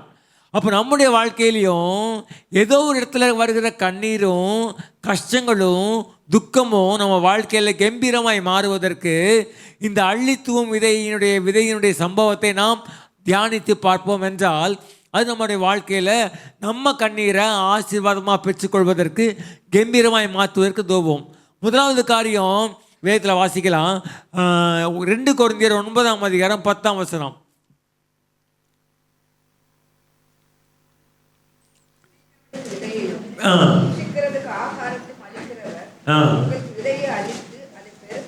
விதையை அழித்து அதை பெருக்க பண்ணி உங்க நீதியின் விளைச்சலை வர்த்திக்க பண்ணுவார். விதைன்றத ஒரு அந்த விவசாயிகளோட பழகினவங்கள நீங்கள் பார்த்தீங்கன்னா, அவன் அப்படியே அலைவான், விதைக்காக அலைஞ்சிக்கிட்டே இருப்பான். சில விதைகள் இருக்கும்போது இது நல்ல பலன் தராது அப்படின்னு சொல்லுவான். சில விதையை பார்க்கும்போது இது பூச்சி பிடிக்கிற வகை அப்படிமா. ஸோ விதையை தேர்ந்தெடுப்பது மிகவும் முக்கியமான ஒரு காரியம். விதை சரியில்லை என்றால் ஒருவேளை பெருக்கம் வராது. விதை சரியில்லை என்றால் ஒருவேளை அவன் அறுக்கிற அரிகளுக்கு மானியம் இருக்காது, செடி அதிகமான மகசூல் கிடைக்காது. ஸோ விதைக்கும் அறுப்புக்கும் இடையே சம்பந்தம் இருக்கிறது. விதையை என்ன சொல்லுவாங்கன்னா உயிருக்கு ஒப்பிடுவாங்க. கையில் வச்சுருக்க விதையை என்ன செய்வாங்க? உயிருக்கு ஒப்பிடுவாங்க. ஆண்டவர் உங்கள் வாழ்க்கையில் உயிரை கொடுத்துருக்கிறார். எத்தனை பேருக்கு அந்த பாக்கியம் இல்லை? எத்தனை நாடுகளில் வாழ்கிறவங்களும் இந்த பாக்கியம் இல்லை? ஆப்கான் தேசத்துக்குள்ளே ஒரு பெரிய மாற்றம் வந்தபோது ஒருத்தர் கேட்குறாங்க, 20 years டே அண்ட் நைட் நான் வேலை பார்த்தேன், நான் பிரயாசப்பட்டேன், என் வீடு அங்கே இருக்குது, என்னுடைய பேங்க் பேலன்ஸ் பேங்க்கில் இவ்வளோ வச்சுருக்கேன், என்னுடைய இதெல்லாம் இருக்குது, now I have only dress, உடுத்தின துணியோடு நான் ஓடுறேன் என் குடும்பத்துக்காக. ஆக இன்றைக்கி நம்ம பிரயாசங்கள், நம்முடைய சம்பாத்தியங்கள், நம்முடைய எல்லா விதமான ஆயுசு காலத்தில் உள்ள எல்லா எதிர்கால திட்டங்களுக்கு பின்னால் எது அவசியம் தெரியுமா? உயிர் அவசியம். இன்றைக்கி ஆண்டவர் நம்மளுக்கு உயிரை கொடுத்துருக்கிறார் என்கிற அந்த நன்றியறிதல் இருக்கு பாருங்கள், அதுதான் சரியான விதை, அதுதான் சரியான துவக்கம். நான் கண்ணீரோடு இருக்கேங்க, உயிர் இருக்கா? நான் கண்ணீரோடு இருக்கிறேங்க, இன்னைக்கு வீடு இருக்கா? நான் கண்ணீரோடு இருக்கிறேங்க, வீட்டுக்கு போனால் தூங்குறதுக்கு இடம் இருக்கா? நான் கண்ணீரோடு இருக்கிறேங்க, எனக்கு சாப்பாடு இருக்கா? நான் கண்ணீரோடு இருக்கிறேங்க, ஹாஸ்பிட்டல் இல்லை. இன்னைக்கு உலகத்தை எட்டி பார்க்கும்போது, ஜன்னல் வழியாக பார்க்கும்போது உலகம் பயங்கரமான ஆபத்துக்களை குறிக்குது. ஐயா, அங்கே யுத்தம், சிரியாவோட யுத்தம், லெபனானோட யுத்தம், ஈராக்கோட யுத்தம், ஈரானோட யுத்தம், பலஸ்தீனில் யுத்தம். சரி, ஜப்பானுக்கு என்ன யுத்தமாக இருந்துச்சு? இல்லையே. அங்கே எப்படி இருக்குது? அங்கே ஒரு குலுங்குதே. ஐயா, அங்கே தான் குலுங்குச்சு, அது அடிக்கடி வர்ற இடம் பிரதர். டெக்சாஸ் என்னாச்சு? சிரியாவில் என்னாச்சு?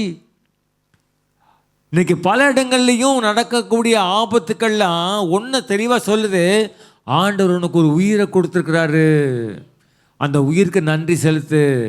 காலையில் முடித்தா எங்கே நிற்போன்னு தெரியாது, அப்படிப்பட்ட காலங்களில் வாழ்கிறோம்.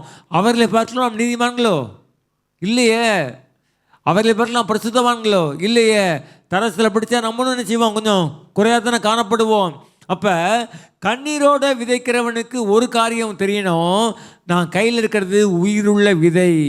ஆண்டவர் என் கையில் உயிரை கொடுத்துருக்கிறாரு, என் குடும்பத்துக்கு உயிரை கொடுத்துருக்கிறாரு, என் பிள்ளைக்கு உயிரை கொடுத்துருக்கிறாரு. அங்கே பக்கத்தில் மாறணும், வீட்டுக்கு இந்த பக்கத்தில் மாறணும், வீட்டுக்கு பின்னால் மாறணும், நியூஸில் வர பார்க்கும்போது மாறணும், ஒரு வாட்ஸ்அப்பில் பார்த்தா மாறணும். ஆனால் இதுக்கு ஆண்டவர் எனக்கு உயிரை கொடுத்துருக்கிறார் என்கிற நன்றி எழுதலோடு கூடிய ஒரு இருதயம் இருக்குது பாருங்கள், அதுதான் நல்ல ஒரு துவக்கம், நல்ல ஒரு கிருபை. அப்போ ஆண்டவர் கொடுத்த கிருபைக்கு நன்றியுள்ளவர்களாக இருக்கணும். ஆண்டவரே, இந்த காரியம் மாற மாட்டேங்குது, எவ்வளோ நான் காத்திருக்கிறது, ஆண்டவரே இந்த காரியத்தை செய்ய மாட்டேன்றீங்க, என் பிள்ளைக்கு ஏன் இப்படி செய்ய மாட்டேன்றீங்க, ஏன் தாமதிக்கிறீங்க? ஐயா, அதெல்லாம் வச்சுருங்க. முறுமுறுத்தவர்கள் வனாந்திரத்தில் அழிந்து போனார்கள். முறுமுறுத்தவர்கள் கானானுக்கு போய் சேரவில்லை. முறுமுறுத்தவர்கள் தேவனை பரியாசம் பண்ணாங்க.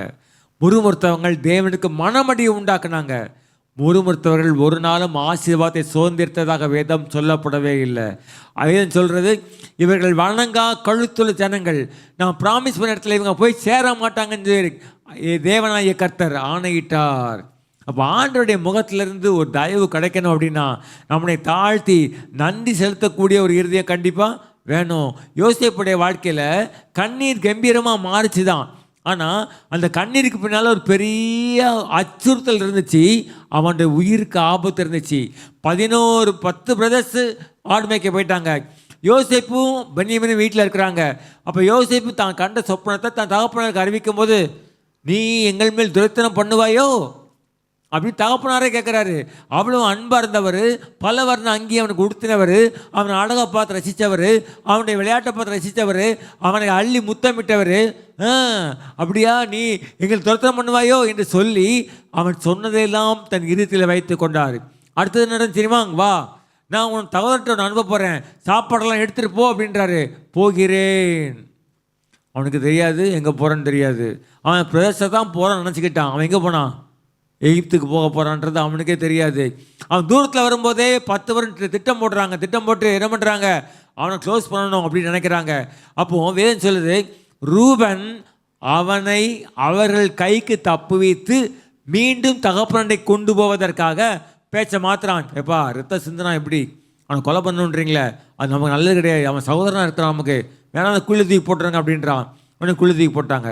இவன் தடையாக இருக்கிறான்னு தெரிஞ்ச உடனேயே இவன் கண்ணுக்கு மறைவாகவே யோசேப்பு என்ன பண்ணுறாங்க, தூக்கி இஸ்மாயில்கிட்ட வித்துடுறாங்க.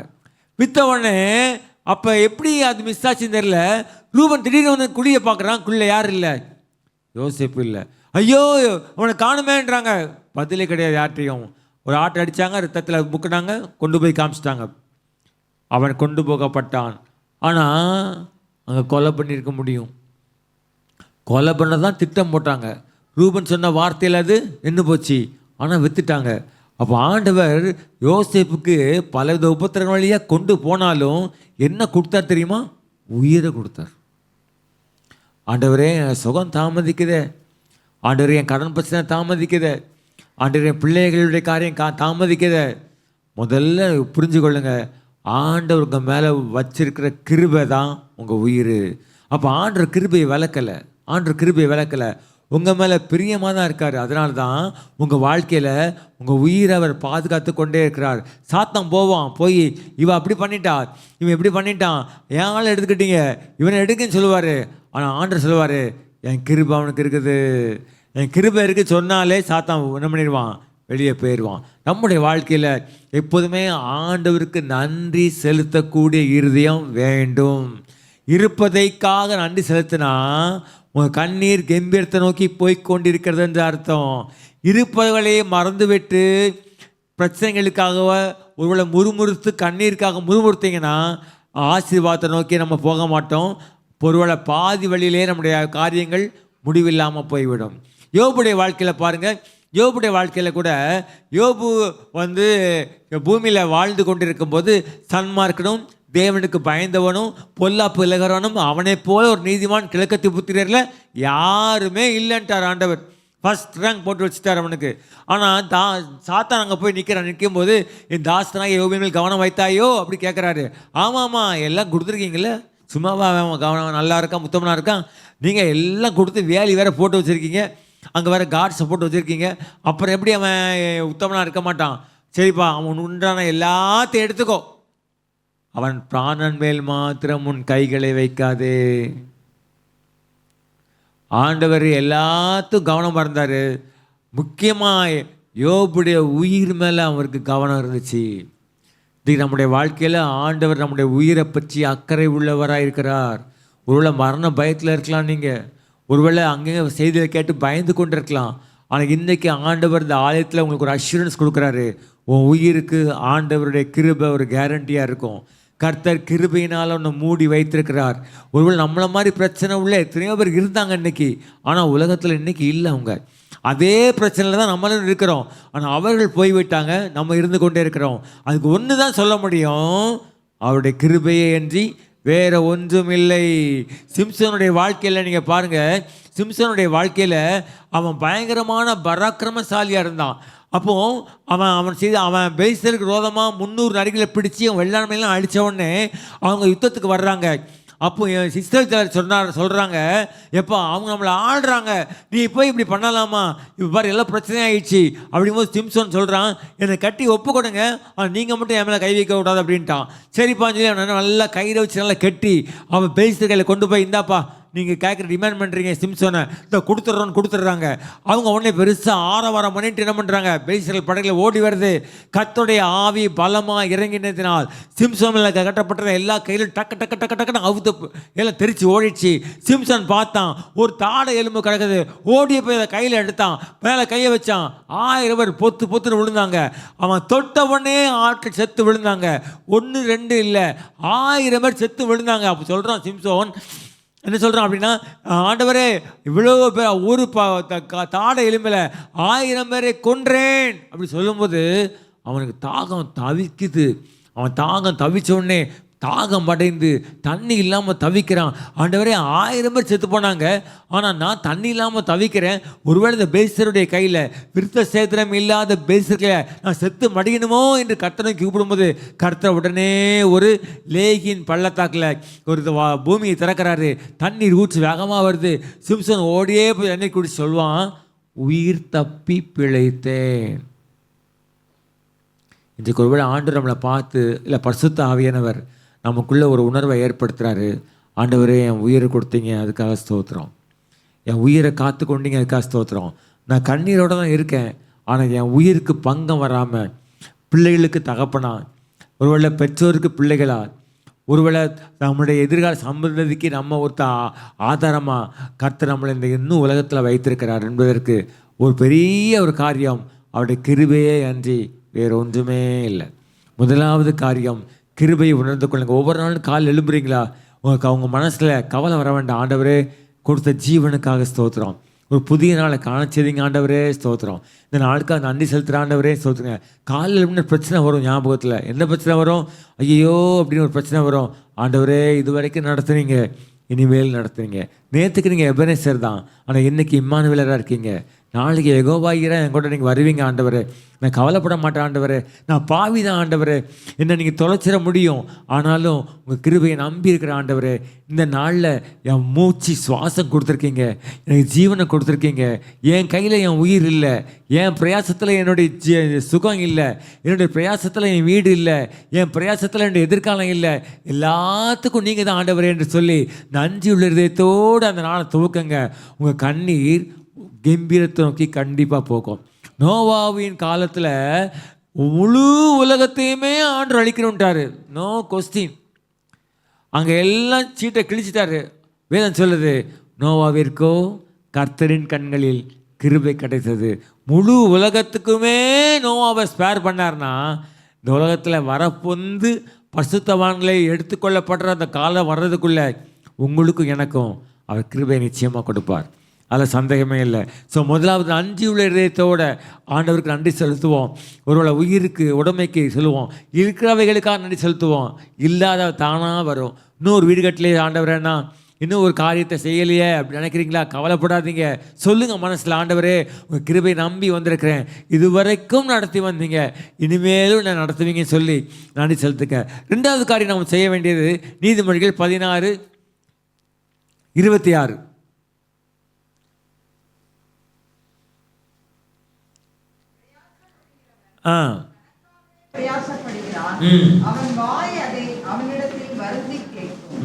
ரெண்டாவது காரியம், கண்ணீர் கம்பீரத்தை நோக்கி போக வேண்டும் என்றால் பிரயாசப்பட வேண்டும். நம்ம வாழ்க்கையில் நம்ம கையில் ஆண்டவர் ஏதோ பிழைப்பை கொடுத்துருப்பார் இல்லையா? கண்டிப்பாக கொடுத்துருப்பார். அது ஹோம் மேக்கராக இருந்தாலும் அப்படி தான், ஒருவேளை வேலையாக இருந்தாலும் சரி தான், பிஸ்னஸாக இருந்தாலும் சரி தான், ஒருவேளை பெரிய உயர்வான அதிகாரத்தில் இருந்தாலும் சரி தான். என்ன செய்யணும்னா பிரயாசப்பட வேண்டும்.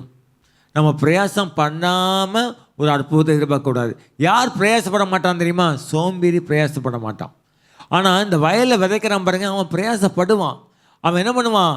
வத்தியா வச்சாச்சு, இன்னும் 3 மாதம் டைம் இருக்குது, மெதுவாக போகலாம். அவன் வீட்டில் படுத்து தூங்க மாட்டான். அவன் தினமும் போவான். இந்த விதை முளைக்குதா, இந்த விதை காஞ்சி போயிருக்குதா, இந்த விதையில் மாற்றம் வருதா, எத்தனை நாளில் வந்திருக்கு, ஆரம்பத்தில் என்ன கூட செய்வான். அப்போ பிரயாசப்பட வேண்டும். பிரயாசப்படாமல் கம்பீரத்தை நோக்கி நான் போவேன்னு நினச்சோன்னா நம்ம ராங் ரூட்டில் போய்கிட்டு இருக்கோம்னு அர்த்தம். ஆண்டவரே என்னுடைய பிரயாசத்துக்கு பலன் தாங்கன்னு சொல்கிறதுக்கு ஏதுவாக பிரயாசத்தை நம்ம என்ன செய்யணும்? வெளியே கொண்டு வரணும். அப்போ என்ன செய்யணும்? என்ன செய்யணுன்றதையும் ஆண்டவர்கிட்ட கேட்கலாம். ஆண்டவரே வேலை இல்லாமல் இருக்கிறேன், நான் இப்படியே இருக்கக்கூடாது, வேலை செய்யலையா சாப்பிடாதான்னு சொல்கிறார் ஆண்டவர். அப்போ நான் வேலை செய்யணும். ஆண்டவரே வேலை இல்லாமல் இருக்குது, நீங்கள் எனக்கு ஒரு வேலையை தாங்க. வேதம் சொல்லுது, பிழைப்பு வேண்டும். அவர் இப்போ காகங்களை கவனித்து பாருங்கள், அவைகள் விதைக்கிறதும் இல்லை அறுக்கிறதும் இல்லை, ஆனாலும் பரமபிதா ஊட்டுகிறார், அதை போல் உங்களுக்கு பிழைப்பை உண்டு பண்ணுவார் இந்த வேதம் சொல்லுது. அப்போ ஒவ்வொரு மனிதனுக்கும் அவனுக்குரிய பிழைப்பை கர்த்தர் ஆயத்தப்படுத்துகிறாரு. அவன் கர்த்தரை கேட்டால் கண்டிப்பாக கொடுப்பாரு. நான் சும்மா இருக்கிறேன்னு ஆண்டவரே, சும்மா இருக்கிறேன்னு ஆண்டவரே சொல்லாமல் ஆண்டோட பிரயாசத்துக்கு கேட்கணும். அப்போ பிரயாசப்படுகிறவன் பலனில் முந்தி பங்கடைய வேண்டும். பிரயாசப்பட வேண்டியது அவசியமான ஒன்று. அப்போ பிரயாசப்பட்டால் தான் அற்புதத்தை பெற்றுக்கொள்ள முடியும். இயேசுவான் கல்லே கடற்கரைக்கு வர்றாரு, அங்கே பிரசங்கம் பண்ண வர்றாரு. அங்கே பேதுடைய போட் இருக்குது, அது மேலே ஏறி உட்காந்து தள்ளி தள்ளி விடுறாங்க. திரளான ஜனங்கள் கடற்கரையில் உட்கார்ந்துருக்கிறாங்க. அவங்க பேசுகிற ஆண்டவர் வசனத்தை பேசி கொண்டே இருக்கிறார். ரொம்ப ஆர்வத்தோடு கவனிக்கிறாங்க. அவன் பேது என்ன பண்ணுறான், வலையை பழுது பார்த்து கொண்டே இருக்கிறான். அப்போ முடிஞ்ச உடனே கர்த்தர் அவனை பார்த்து சொல்கிறாரு, எப்போ ஆழத்தில் கொண்டு போய் வலையை போடுன்னு சொல்கிறாரு. அவன் சொல்கிறான், ராம் முழுவதும் பிரயாசப்பட்டோம், ஒன்றும் அகப்படவில்லை. பிரயாசப்படுறவன் பேதுரு யார் தெரியுமா? பிரயாசப்படுகிறவன். எப்போ அவன் முழுவதும் ஒன்றும் கிடைக்கலடா, நாள் நல்லா இல்லை, திரும்பி போயிடும் சொன்னான்னா இல்லை. என்னடா இவ்வளோ நேரம் பண்ணிட்டோம், இனிமேல் வரப்போதா, திரும்பிடலாம், இல்லை. அவனுடைய பிரயாசத்துக்கு 100க்கு 100 மடங்கு ஒரு எல்லை இருக்குது. முழுவதும் பிரயாசப்பட்டான். சரி வந்தானே, போட்டில் 2 உதச்சி தூக்கி போட்டு போனானா? இல்லை, வலையை பழுது பார்க்கிறான்.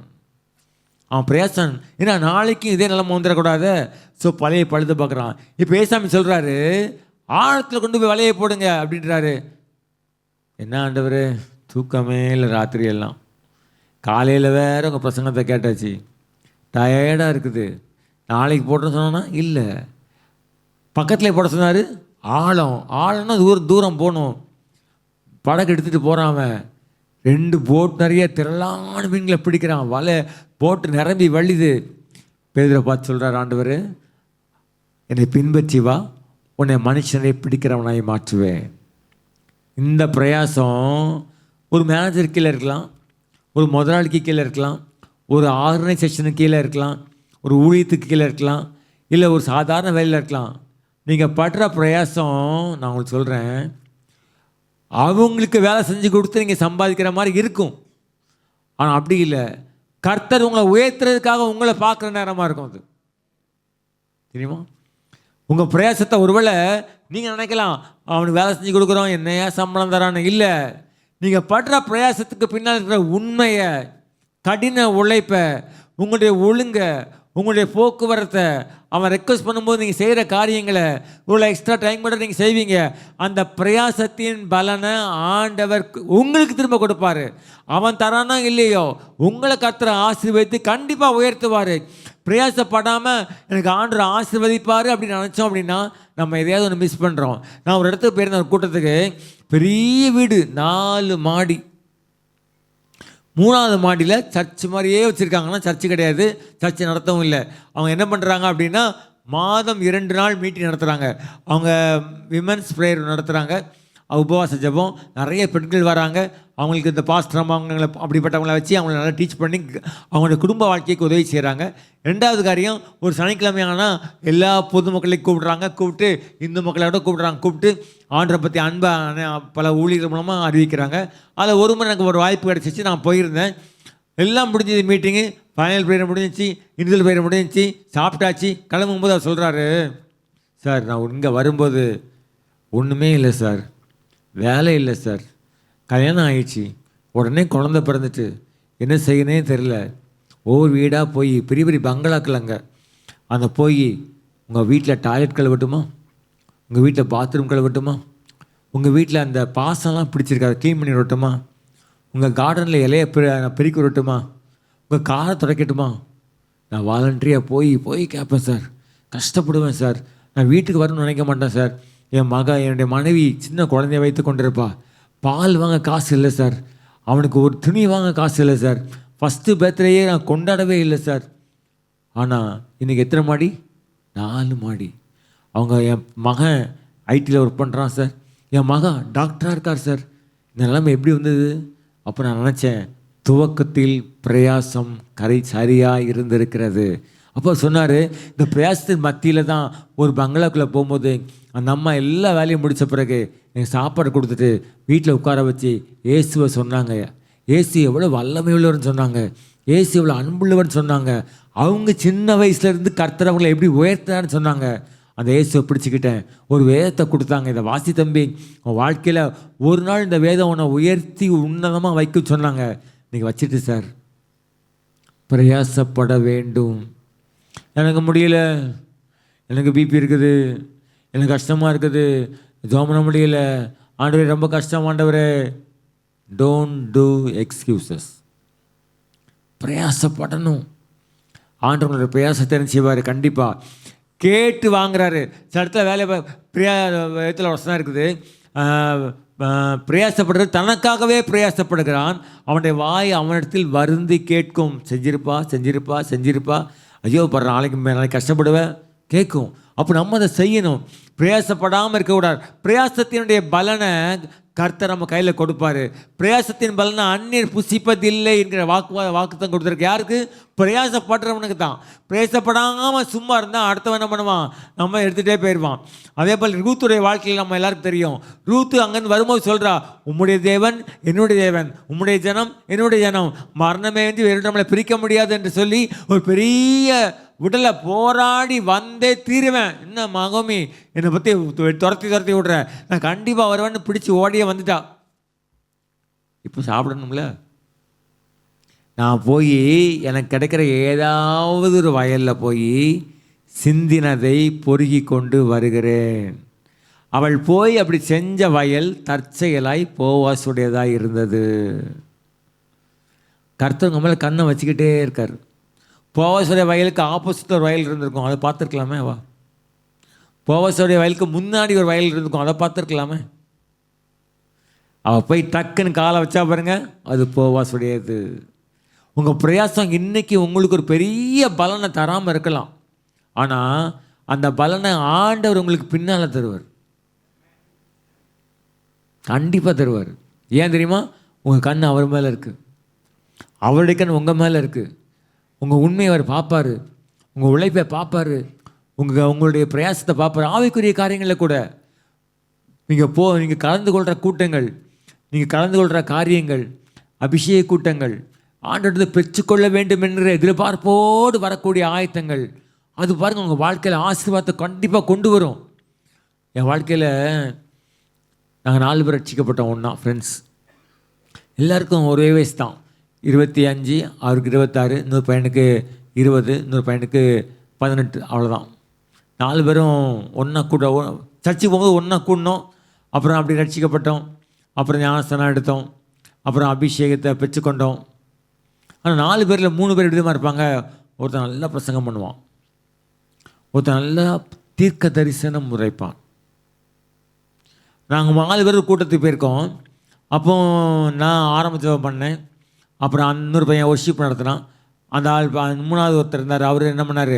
பிரசங்கம் பண்ணார். முடிஞ்ச உடனே கூட்டத்தில் 10 பேரில் 9 பேர் அவன்கிட்ட வந்துட்டாங்க ஜெபம் பண்ணுறதுக்கு. கை வைக்கிறான், அபிஷேகம் இறங்குது, ஒரே பிரத்திகரசம் சொல்கிறான். அப்படி டக்கு டக்கு டக்கு டக்கு எல்லாம் கண்ணில் கண்ணீரோட போகிறாங்க. உப்பு சப்பானி யார் தெரியுமா? நான் தான் உப்பு சப்பானி. சும்மா போயிட்டு சும்மா வருவேன், கை தட்ட தான் தெரியும், வேற ஒன்றும் தெரியாது. ஆனால் என்கிட்ட ஆண்டர் ஒரு காற்றை டிமாண்ட் பண்ணார். என்ன தெரியுமா பண்ணார்? 1 மணி நேரத்துக்கு ஒரு முறை 14 குறிப்புகளை சொல்லி கர்த்தருக்கு ஸ்தோத்திரம் பண்ணுவேன். சொல்கிறேன் பாருங்கள், ஸ்தோத்திரம் ஸ்தோத்திரம் ஸ்தோத்திரம் ஸ்தோத்திரம் ஸ்தோத்திரம் சொல்லிவிட்டு அற்புதமானவர், ஸ்தோத்திரம் ஸ்தோத்திரம் ஸ்தோத்திரம் ஸ்தோத்திரம் ஸ்தோத்திரம் சொல்லிவிட்டு அதிசயமானவர். 1 மணி நேரத்துக்கு 6, 24 ஹவர்ஸ்க்கு எத்துறேன், 144 சொல்லிக்கிட்டே இருப்பேன். என்னை பார்க்குறவங்க பையன், என் ஒய்ஃப் சொன்னான், என்ன இப்படி பேசுகிறீங்க, யாராவது தப்பாக நினச்சிக்க போகிறாங்க உங்களேன்னு. அதெல்லாம் கண்டுக்கலை, சொல்லுவேன். அப்புறம் ஒரு நாள் யோசனை வந்துச்சு, திடீர்னு நீ செத்து போயிட்டோம், பரலோகத்துக்கு போகிறோம், அன்றைக்கி நம்ம அங்கே சொல்கிறது யார் இருக்குப்பா? ஸோ போகிற நேரத்தில் வரைக்கும் நம்ம சொல்லிடணும்னு அடுத்த நாள் சேர்த்து சொன்னேன். சில நாள் சனி ஞாயிறு கொஞ்சம் பிஸி ஆகிட்டோன்னு வச்சுக்கோங்களேன், அப்போ அது மிஸ் ஆகிடுது. ஒரு 4 நாளைக்கு அட்வான்ஸை வச்சுக்கிடணும் அப்படி சொல்லுவேன். ராத்திரி சாப்பிட்டு முடிச்சாச்சு, தூக்கம் வருது, நடந்துக்கிட்டே அடுத்த நாள் ஃபுல்லாக சொல்லி முடிச்சிடுவேன். 1 நாள் இல்லை, 1 வாரம் இல்லை, 1 மாதம் இல்லை, 2.25 ஆண்டுகள் செஞ்சேன். என் உள்ளத்தில் அடிக்கடி என்ன தெரியுமா வரும்? ஏன் இந்த ஊழியம் அல்ஜிப்ரா மேத்தமெட்டிக்ஸ் மாதிரி இருக்குது, இது கண்டிப்பாக என் மூளையில் ஏறவே ஏறாது.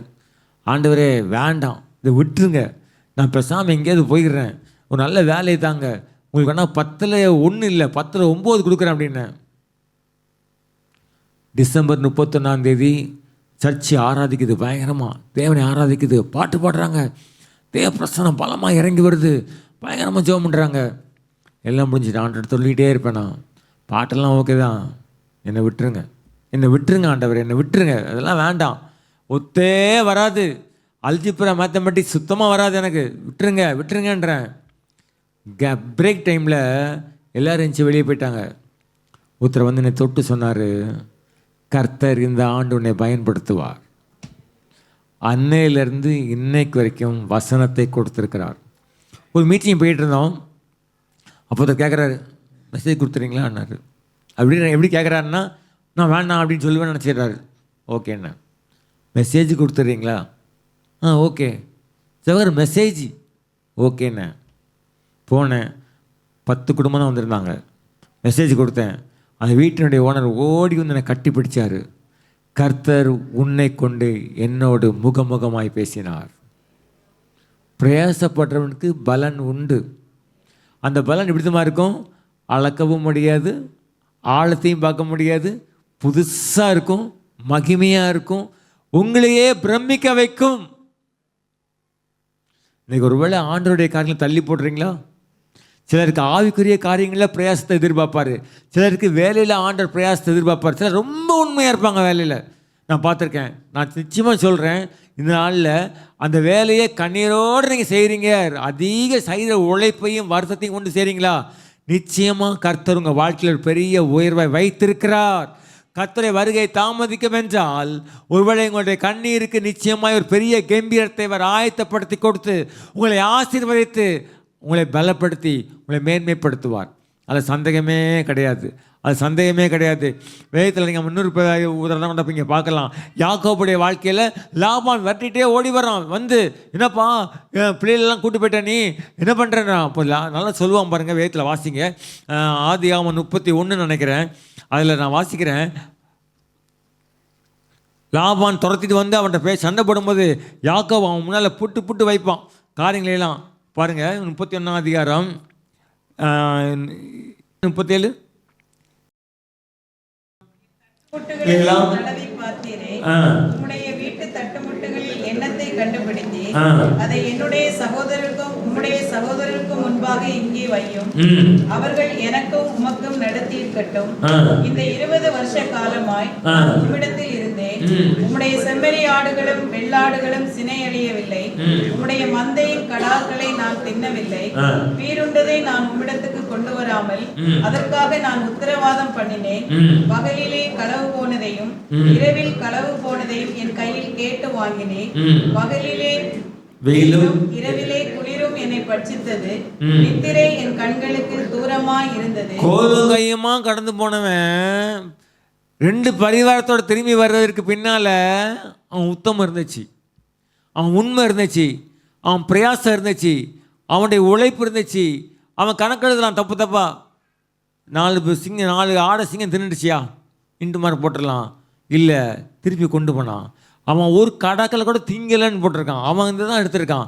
அப்போ அவனுடைய வாழ்க்கையில் இருந்த உண்மை எப்படிப்பட்ட உண்மையாக இருந்துச்சு, அவன் பிரயாசம் வெளிப்பட்டதாக இருந்துச்சு. ஏய் வேணாம் வேணாம், லாபம் நம்ம பெரிய ஆளாக்க கூடாது, நம்ம பார்த்துப்போம் அப்படின்னு சொல்லி என்ன பண்ணலவன் பண்ணலை. உண்மை நம்முடைய வாழ்க்கையில் இந்த உண்மையுமான பிரயாசத்தை நம்ம விடக்கூடாது. அப்போ நம்மளை கர்த்தர் ஆசீர்வதிப்பார். நம்முடைய வாழ்க்கையில் கண்டிப்பாக எதிர்பார்க்குறாரு. ரூத்துடைய வாழ்க்கையின் துவக்கம் சாதாரணமாக இருந்தாலும் பெரிய போபாசவனை திருமணம் பண்ணான். ஒரு வாழ்க்கையில் பெரிய ஒரு ஆயத்தை இருந்துச்சு. இஸ்ரவேலில் அவன் பிரபலமாகி விட்டது. அதே போல் யாக்கோபுடைய வாழ்க்கையில் கோலும் கையுமாய் போன யாக்கோபு பெரிய பரிவாரத்துடையவனாக மாறினான். பேதுடைய வாழ்க்கையில் பாருங்கள், ஆண்டவர் அவனுடைய ஆசீர்வதித்தார். அது மட்டும் இல்லை, என்னை பின்பற்றி வா, உன்னை மனுஷரை பிடிக்கிறவனாய் மாற்றுவேன். முதல்ல ஆண்டவர் கூப்பிட்டது பேரு தான். அப்போ எவ்வளோ பெரிய ஒரு உண்மையாக அவன் வச்சிருந்திருக்கான். கர்த்தர் அவனை ஆசீர்வதித்தார். 3வது காரியம் வேதத்தில் வாசிக்கலாம். ஓசியா 10ஆம் அதிகாரம் 12ஆம் வசனம்.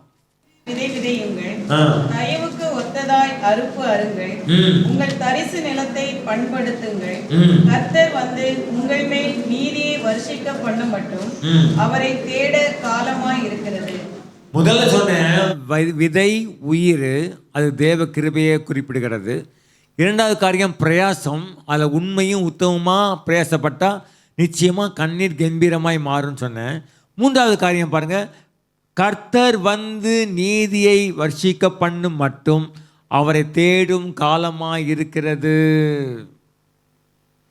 அப்போ நம்ம ஆண்டவரை தேடும் போதெல்லாம் எப்போ தருவார், ஏன் லேட் ஆகுது இல்லை. அவர் ஒரு நாளை வச்சுருக்காரு. அந்த நாளில் உங்கள் மேலே தன்னுடைய ஆசீர்வாதத்தை அளவில்லாமல் ஊற்ற போகிறாரு. அதுக்கு இடையில் அவரை தேடுற காலம். எப்படி காலம்? தயவை ஊற்றுற வரைக்கும் காலம். ஆண்டவருடைய கோபம் ஒரு நிமிஷம்தான், அவர் தயவோ நீடிய வாழ்வு. அப்போது ஆண்டவர் தயவை ஊற்றுற வரைக்கும் அவரை தேடுற காலமாக இருக்குது. என்ன பண்ணோம்? அப்பப்போ பார்த்து நான் ஜெபம் பண்ணுறேன், பைபிள் வாசிக்கிறேன், என்ன செய்கிறார் ஆண்டவர், என்ன செய்கிறாரு, அப்படி இல்லை. அவர் தேடுற காலம்னா உண்மையாக அவரை தேடிக்கிட்டே இருக்கணும். அவர் நீதியை வர்ஷிக்க பண்ணும் மட்டும் வெயிட். அதுக்கு மேலே என்ன பண்ணாத, சும்மா போய் ஆண்டவரை தொந்தரவு பண்ணாத. நீ செய்கிற அந்த உண்மையான காரியத்தை கர்த்தர் பார்த்து கர்த்தர் வாழ்க்கையில் ஆசீர்வாதத்தின் கதவை திறப்பார். தாவீதுடைய வாழ்க்கையில் பாருங்கள், ஆடு மேய்த்து கொண்டிருந்த தாவீது தான் நம்ம பார்க்குறோம். ஆடு மேய்த்து கொண்டிருந்தாலும் அவன் பாட்டுக்கு வர போகிறான், ஆடு மேய்ச்சிட்டு இருக்க போது கொஞ்சம் பார்க்க போகிறான். அந்த இடத்துல அவன் கர்த்தரை தேடுறான். எப்படி தேடுறான்? கின்னரம் வாசித்தான். ஐயா, ஒரு பக்கம் பிரயாசப்படுறீங்க, இன்னொரு பக்கம் கர்த்தரை தேடணும். கர்த்தரை தேடுகிற காலம் அது.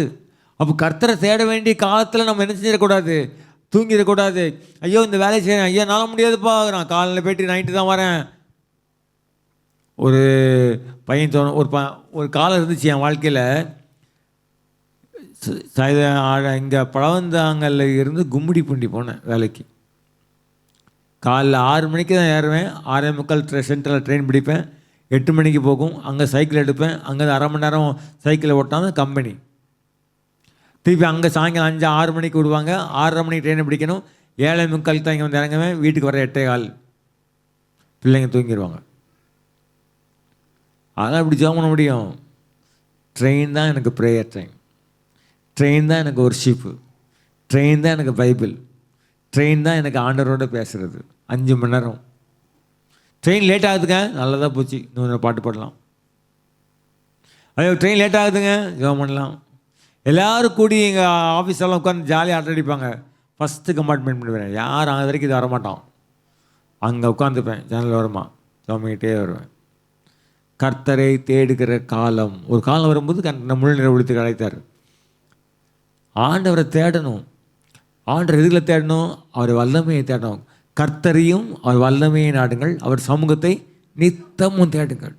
நல்லா சொல்கிறேன், உங்கள் கேலண்டரில் நீங்கள் பாருங்கள், எத்தனை நாள் உங்களால் ஒழுங்காக பைபிள் வாசிக்க முடியுது, எத்தனை நாள் நீங்கள் நினைக்கிற அளவுக்கு ஜெபிக்க முடியுது, எத்தனை நாள் நீங்கள் கர்த்தரை ஆராதிக்க முடியுது, எத்தனை நாள் இதையும் தாண்டி அந்நிய பாஷையில் பேச வேண்டியது இருக்குது.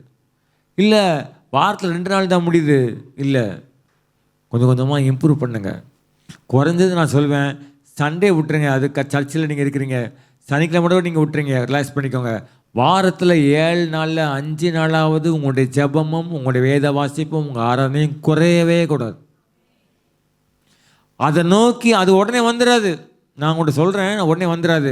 ஆனால் பிரயாசத்துக்கு பின்னால் தேவனை தேடக்கூடிய அந்த காரியத்தில் கொஞ்சம் ஆண்டவர் பிரியப்படுத்துகிற மாதிரி செய்யணும். அது அப்படி பண்ணலைன்னா நீதியையும் வர்ஷிக்க பண்ணும்படி தயவை ஊற்றுற ஆண்டவர் உங்கள் மேலே இறக்கத்தை ஊற்ற முடியாது. கர்த்தரை தேடுகிற காலம். மற்ற காரியங்களை தேடுறோம், ஆனால் இதை தேடுறோமா? ஆண்டவர் என்ன ஜெபம் பண்ணவே முடியல, என்ன காரணம் கண்டுபிடிங்க. எங்கே டைம் விரயமாகுது, எங்கே டைம் வேஸ்ட் ஆகுது, எங்கே டைமை நம்ம இழக்கிறோம், எங்கே டைம் அசட்டை பண்ணுறோம். வேணும் ஃபோன் வரும்போது ஐயோ இந்த அம்மா ஃபோன் பண்ணால் நம்ம 3/4 மணி நேரம் ஆகிடும், வேண்டாம். ஐயோ இங்கே ஃபோன் பண்ணால் எல்லா கதையும் கேட்பாங்க, வேண்டாம். நம்ம நிறுத்தினாலும் அவங்க பேசிக்கிட்டே இருப்பாங்க, வேண்டாம். இது டைம் ஆயிடுச்சு, நம்ம ஜெபம் பண்ணணும், நம்ம கர்த்தரை ஆராதிக்கணும், வேதத்தை வாசிக்கணும். ஒரு தேவ பிள்ளை இந்த 3 காரியத்திலையும் ஒவ்வொரு வாரமும் குறைந்தது 5 நாளில் 4 நாள் இல்லை 4 நாள் இல்லை 5 நாளாவது ஒழுங்காய் வேதத்தை வாசிப்பதிலையும் ஜெபிப்பதிலையும் கர்த்தரை ஆராதிப்பதிலையும் எனக்கு நேரம் பண்ண முடியலை அப்படின்னா முதல்ல அதை சரிப்படுத்துங்க. அது ஆண்டவர் பக்கம் நெருக்கி கொண்டு வந்துடும். இல்லை வாரத்தில் 2 நாள் 1 நாள் இல்லைன்னா அதுவும் இல்லை, இதோ 10 நிமிஷம் 5 நிமிஷம் சார். கர்த்தருக்குள்ளே நீங்கள் அனுதினமும் வளரணும்னா இந்த 3 முக்கியம். இதை தாண்டி நீங்கள் உங்களை ஊழியத்தில் ஒரு ஆண்டரை பயன்படுத்தணும், இல்லை அந்நிய பாஷையில் நிறைய பேசணும். அந்நிய பாஷையில் பேசுகிறவன் தேவனோடு பேசுகிறான். தேவனோடு பேசுகிறான். சபையில் நல்லா பேச வைக்கிறாங்க அவங்கள, இல்லை அது ஒரு பெரிய ஆசீர்வாதமான காரியம். ஆனால் தனிப்பட்ட வாழ்க்கையில் பிரயாணத்தில் உடனே செய்யலாம், பேசலாம், பேசக்கூடாதுன்னு இல்லை. சில அபிஷேகம் வந்தால் தான் பேசணுன்ட்டாங்க சொல்கிறாங்க. அப்படி இல்லை. நீங்கள் ஆண்டவரை நெருங்க அந்நிய பாஷை என்ன பண்ணும், தானாக உங்களுக்குள்ள வர ஆரம்பிச்சிடும்.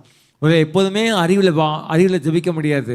சில நேரத்தில் நம்ம ஆவியில் தான் ஜபிக்கிறோம். இளைப்படைந்தவனை இளைப்பார பண்ணத்தக்க இளைப்பாறுதல் இதுவே. சில நேரம்லாம் ஆண்டரை மறுதளிக்கிற அளவுக்கு சாத்தான் நமக்குள்ள அவிசுவாசத்தை பலமாக தூண்டுவான்.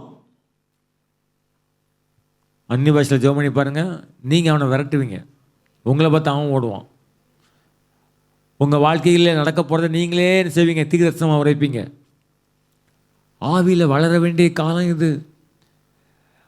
போராயுதங்களை தரித்து கொள்ள வேண்டிய காலம் இது. இப்போ என்ன நடக்குது, யுத்தம் நடக்குது. எல்லாரும் சும்மா ஃபுல் ஃப்ரிட்ஜாக என்ன பண்ணுறாங்க, ஆர்ம்ஸ் வச்சுட்டு வெப்பன்ஸ் வச்சுக்கிட்டு இருக்காங்க.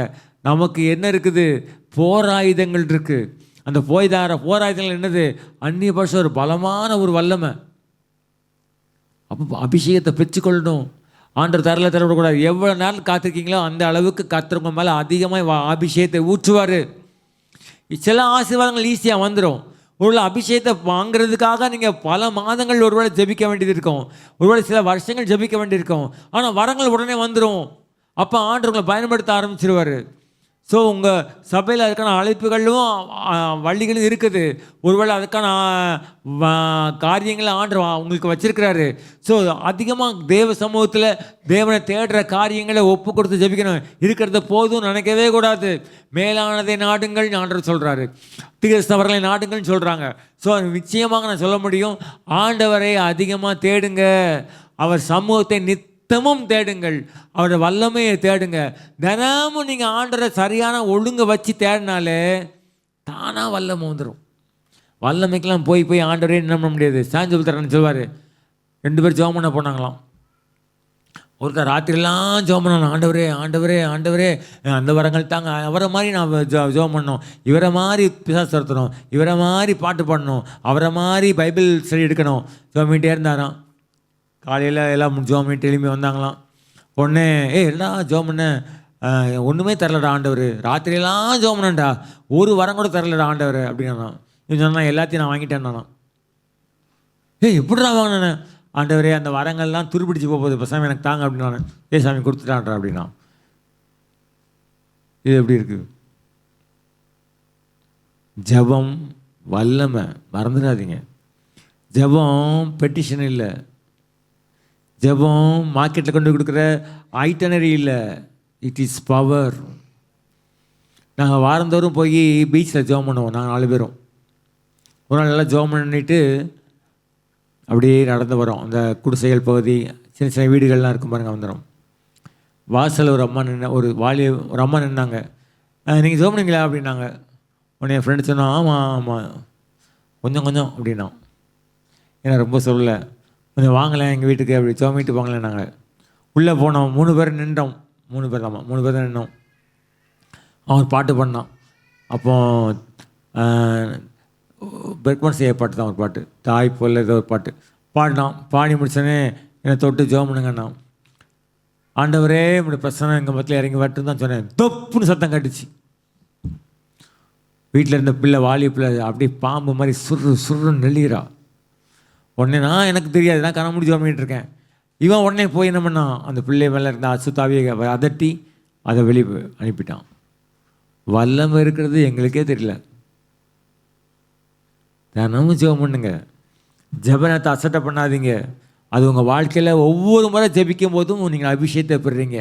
ஒவ்வொரு முறை ஜெபிக்கும் போதும் உங்களுக்கு வல்லமையை பெற்றுக்கொள்கிறீங்க. ஒவ்வொரு முறை வேதம் வாசிக்கும் போதும் தேவனை பற்றி அறிகிற வளர்றீங்க. ஒரு முறை கத்த துதிக்கும் போது தேவனை மகிமை இறங்கி வந்து உங்களை பலப்படுத்துது. ஆடு மேய்ச்சவனுக்கு என்னையா வல்லமாக இருக்கும், ஒன்றுமே இருக்காதா? அவன் வந்தான் பேலஸ்க்கு, சவுல் என்ன பண்ணுறான், அசுத்தாவி அலைக்கழிக்குது, கிண்ணறத்தை வாசிச்சா விலகி ஓடுது அசுத்தாவி. This is power, this is power. கர்த்தருடைய வல்லமையை பெற்றுக்கொள்கிற காலம். அதனால வசனம் சொல்லுது, அவர் நாமத்து மேல் விசுவாசம் உள்ளவர்களாய் அவரை ஏற்றுக்கொண்ட எத்தனை பேர்களோ அத்தனை பேர்களும் தேவனுடைய பிள்ளைகளாகும்படி செய்தாரா? தேவனுடைய பிள்ளையாகும் போது அதிகாரங்க, அதிகாரம், அதிகாரம். உங்கள் வாழ்க்கையில் பிள்ளை என்கிற அதிகாரத்தை எங்கே பெற்றுக்கொள்ளலாம்? தினந்தோறும் தேவ சமூகத்துக்கு வரணும். கர்த்தரங்களை போகிறோம், அபிஷேகம் பெற்றுக்கொள்கிறோம், ஆராய்ச்சிகள்கிட்ட போகிறாங்க, பெற்றுக்கொள்கிறோம், ஸ்பெஷலாக மீட்டிங் வைக்கிறாங்க, அக்கினி ஜபன்றாங்க, ப்ராஃபஸி மீட்டிங்கிறாங்க, ப்ராஃபட்டிக் அனாயிட்டின்றாங்க, எல்லாம் ஓகே. நான் எல்லாரும் சொல்லலை, நான் அது மாதிரி போயிருக்கேன் நிறையா. ஆனால் அனுதின ஜபம் தான் அதை தக்க வைக்கும், அதை தக்க வைக்கும். டைமில் வேகமாக போகிறோம். யோசுவாவுடைய வாழ்க்கை, ஈசாக்குடைய வாழ்க்கையிலையும் பாருங்கள், அவன் தியானம் பண்ணுவான். ஆனால் உலகத்தை தேடக்கூடாது. யோசபாத் உலகத்தை தேடாமல் பாகாலை தேடுறான். தேடாமல் கர்த்தரை தேடினான். ஐஸ்வர்யமும் கனமும் ஏராளமான அவனுக்கு பொண்ணு வெள்ளி ரத்தினங்களை வைக்கிற பண்டக சாலையெல்லாம் கட்டினான். நான் ஒரு கிலோ மாவு வாங்க போவேன், மாவு கடைக்கு போவேன். அவர் எழுதிச்சிருப்பார், நான் சொல்லியிருக்கேன் நினைக்கிறேன் ஒரு முறை. இங்கே ஒரு புக் வச்சுருப்பார், இங்கே கடை, பின்னால் இந்த பக்கம் மாவுன்னு கேட்கும்போது ஒன்று எடுத்து கொடுப்பாரு. அவருக்கு போயிடுவாங்க அந்த கஸ்டமர், கொஞ்சம் கேப் அடிக்கும், இந்த பக்கம் திரும்புவார், இந்த புக்கில் உள்ள எல்லா ஜப்பங்களையும் இப்போ வாசிப்பார்.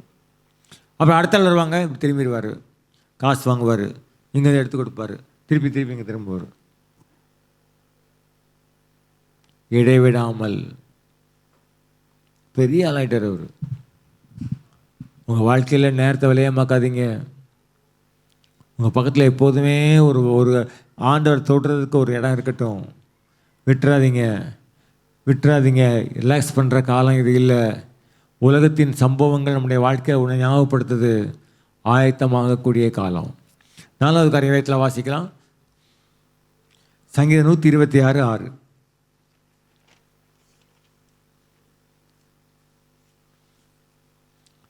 சங்கீதம் 126:6.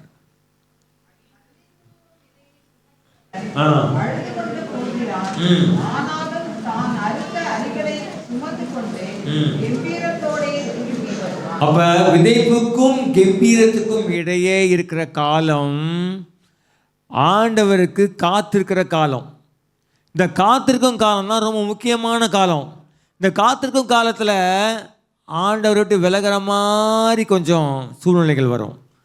ஆண்டவர் மேலே இருக்க விசுவாசம் குறையிற மாதிரி பிரச்சனைகள் வரும். ஆண்டவர் மேலே தேடுகிற காரியங்களை கைவிடுற மாதிரி காரியங்கள் நடக்கும். சரி, இன்றைக்கி வேண்டாம், தினம் வாரம் சாயங்காலம் போயாச்சு, இன்றைக்கி வேண்டாம், அப்படியே தான் இருக்குது, பிரச்சனை வரும். அப்போது காத்திருக்கும் காலத்தில் அது உங்களுக்கு டெஸ்டிங் டைம். உங்கள் வாழ்க்கையில் அது உங்களை சோதனை காலம்னு கூட சொல்லலாம். ஏன்னா விதைக்கிறான், முளை விடுது, வளருது, எல்லாம் பஞ்செலாம் காட்டுது. ஆனால் ஆபத்து இருக்கா? கண்டிப்பாக இருக்குது. எந்த நேரத்துலையும் பூச்சி பிடிக்கலாம், புல் பிடிக்கலாம், காத்தடிக்கலாம், வெள்ளம் வரலாம், அழிந்து போகலாம், எவ்வளோ சேலஞ்சஸ் இருக்குது. ஆனால் அந்த மத்தியிலையும் அவன் காத்திருந்துகிட்டே இருப்பான். கர்த்தர் வந்து அதை ஆசீர்வதிக்கிற வரைக்கும் வெயிட் பண்ணுவான். வேதம் சொல்லுது, அவன் கம்பீரத்தோடு அவன் அதை போய் அறுக்கிற நேரம் வரைக்கும் கேரண்டி இல்லை.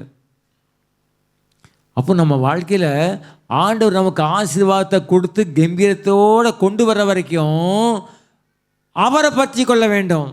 அந்த விசுவாசத்தை விட்டுறக்கூடாது. திடீர்னு வருவான் பிசாசு, என்ன இப்படி பண்ணுறது, என்ன பண்ணுறது, ஐயோ கையில் காசு இருக்கிற மாதிரி இருக்கும், டக்குன்னு ஒரு வியாதியில் போயிடும். திடீர்னு காசு இருக்கிற மாதிரி இருக்கும், ஏதாவது செலவு வந்துடும். திடீர்னு ஆண்டவர் நீங்கள் எதிர்பார்த்து கொண்டே இருப்பீங்க, அது இல்லாமல் போயிடும். ஒரு சேலஞ்சு விசுவாசத்துக்கு எதிராக ஒரு பெரிய போராட்டம் இருந்துக்கிட்டே தான் இருக்கும். ஆனால் அதை பார்த்து நம்ம என்ன பண்ணக்கூடாது, சோர்ந்து போகக்கூடாது. அதில் என்ன செய்யணும், விசுவாசத்தில் நிலைச்சிருக்கும் பொழுது நம்முடைய வாழ்க்கையில் ஆசீர்வாதத்தை பெற்றுக்கொள்ள முடியும். சகையுடைய வாழ்க்கையில் பாருங்கள், அவன் ஆயக்காரன், அவன் ஐஸ்வர்யவான், அவன் எல்லாம், அவன் டேக்ஸ் கலெக்டருக்கு சீஃபாக இருந்தான், எல்லாம் ஒன்று தான். ஆனால் இயேசுவை பார்ப்பதற்கு வந்தான், கூட்டத்தில் போராடுறான், அவரை பார்க்கவே முடியல. ஆண்டர் காமிச்சா தானே பார்க்குறதுக்கு, ஆண்டர் மறைச்சி வச்சுட்டாரு. இவன் குள்ளனாராக இருந்ததுனால கண்டே பிடிக்க முடியல. சரி, திரும்பி போகலையே, ஓடியே போய் அவர் வர்ற வழியில் முன்னாக போய் காட்டு மரத்தில் ஏறி உச்சியில் அமர்ந்து வெயிட் பண்ணுறான், எப்படா வருவார். அப்போ வரும்போது ஏசு நின்று அண்ணாந்து பார்த்து, சகைவே நீ சீக்கிரமாக இறங்கி வா, அவன் வீட்டில் தங்க வேண்டும். எல்லாம் சொல்கிறாங்க, என்ன இது பாவியான மனுஷன்ட்ட போகிறாரு. அவன் ஒரு உள்ளே போனோடனே சகைவை அறிவிக்கிறான், என் ஆஸ்தியில் பாதி 7 நான் கொடுக்குறேன்னு சொல்லி அறிவிக்கிறான். வேதம் சொல்லுது, ஆண்டு சொல்கிறாரு, இவன் பாவியான மனுஷன் சொன்ன மனுஷன் சொல்கிறாரு, இவனும் ஆபிரகாமின் குமாரனாய் இருக்கிறானே. இன்றைக்கு இந்த வீட்டுக்கு ரட்சிப்பு வந்தது. சேலஞ்ச் இருக்கும் கண்டிப்பாக, எங்களுக்கும் இருக்குது உங்களுக்கும் இருக்குது. இல்லாதவங்க யாருமே கிடையாது. திடீர்னு வருவான் சாத்தான், அதெல்லாம் நடக்காது எப்பாயா அப்படிமா. திடீர்னு சாத்தான், என்ன அப்படிலாம் விசுவாசம் அறிக்கை பண்ணியே ஒன்று நடக்கலையே சொல்லுவான். விட்டுறக்கூடாது. யவீர் கர்த்தரை கூட்டிகிட்டு வரான். யவீர் சொல்லுவான், மத்தையில் நீங்கள் வாசித்து பாருங்கள் 17 நினைக்கிறேன், அது பார்த்தீங்கன்னா யவீர் சொல்லுவான், என் மகள் எப்பொழுது தான் மரித்து போனாள், ஆகிலும் நீர் வந்து அவள் மேலும் அது கைகளை வையும், அப்பொழுது பிழைப்பாள். எவ்வளோ பெரிய ஃபெய்த் அது, எவ்வளோ பெரிய ஃபெய்த்து. வேதம் சொல்லுது, இயேசுவானவர் அவனோடு கூட போனார், திரளான ஜனங்கள் அவருக்கு பின் சென்றார்கள். ஸோ திரளான ஜனங்களுக்கு முன்னாடி உட்கார்ந்த இயேசுவை கன்வின்ஸ் பண்ணி இழுத்து கொண்டு வந்து நேராக பின்னாடி வர வச்சுட்டான். அவருடைய விசுவாசம் நல்ல பெரிய விசுவாசம்தான். ஆனால் பாதியில் என்ன நியூஸ் வருது, ஓ மகள் மரித்து போனாள். ஏன் முதலே மரித்து போனான்னு சொல்லிட்டானவன். நான் நினைக்கிறேன் ரொம்ப சீரியஸாக இருந்திருப்பான். பிழைக்க மாட்டான்ற நம்பிக்கை, பிழைக்க மாட்டாள்ன்ற எண்ணம் யவீருக்கு ரொம்ப வந்திருக்கும். அதனால் ஆண்டர்கிட்ட போய் நேராகவே சொல்லிட்டான், செத்து போட்டேன்னே சொல்லிட்டான். இப்போ உண்மையாகவே நியூஸ் வருது செத்து போயிட்டான்னு. ஆனால் இயேசு சொல்கிறாரு, பயப்படாதே, விசுவாசம் உள்ளவனாயிரு. என்றைக்குமே ஆவியில் வர்ற போராட்டம் என்ன போராட்டமாக இருக்குன்னா, ஃபெய்த் ஃபியர், பயத்துக்கும் விசுவாசத்துக்கும் இடையில் ஒரு பெரிய போராட்டம் எல்லாருக்கும் வரும். அதில் பயத்தை விட்டுறக்கூடாது, பயத்தை வெளியே அனுப்பிடணும். அப்போ தான் ஆண்டு சொல்கிறாரு, யவீர் சொல்கிறாரு, பயப்படாதே, விசுவாசம் உள்ளவனாயிரு. வந்துட்டாங்க, வீட்டுக்கு வந்தாங்க. என்ன நடக்குது, எல்லாம் தப்பட்டையெல்லாம் ஊதிக்கிட்டு, நான் அந்த இதெல்லாம் ஊதிக்கிட்டு பாடையை கட்டுறாங்க. அப்போ ஏசாமி சொல்கிறாரு, அவள் மறிக்க அவள் நித்திரையாக இருக்கிறாள்னே சிரிக்கிறாங்க எல்லாரும். எல்லாரும் துரத்திட்டார். அவிசுவாசம் தருகிறவர்களை துரத்தலை அப்படின்னா விசுவாசத்துக்கு ஆபத்து. உங்கள் பிரச்சனையை அறிஞ்சவங்களோ உங்கள் நண்பர்களோ, நீங்கள் பிரச்சனையை சொல்லி சொல்லப்பட்டதை கேட்டவங்களோ உங்கள்கிட்ட பேசும்போது அவிசுவாசத்தை உச்சரித்தாங்க அப்படின்னா, இப்படி இருக்காத, அப்புறம் பிரச்சனையாக போயிடும், அப்புறம் அவ்வளோதான் அப்படி சொல்கிறாங்களா, அவங்கள முதல்ல வெளியே அனுப்பிடுங்க. அவிசுவாசத்தை வெளியே அனுப்பாமல் விசுவாசத்தை காத்துக்கொள்வது ரொம்ப கஷ்டம், ரொம்ப கஷ்டம். விசுவாசத்தை காத்துக்கொள்ள வேண்டும் என்றால் அவிசுவாசத்தை வெளியே அனுப்பணும். இயேசுவானவரே அவங்கள வெளியே அனுப்புனார்.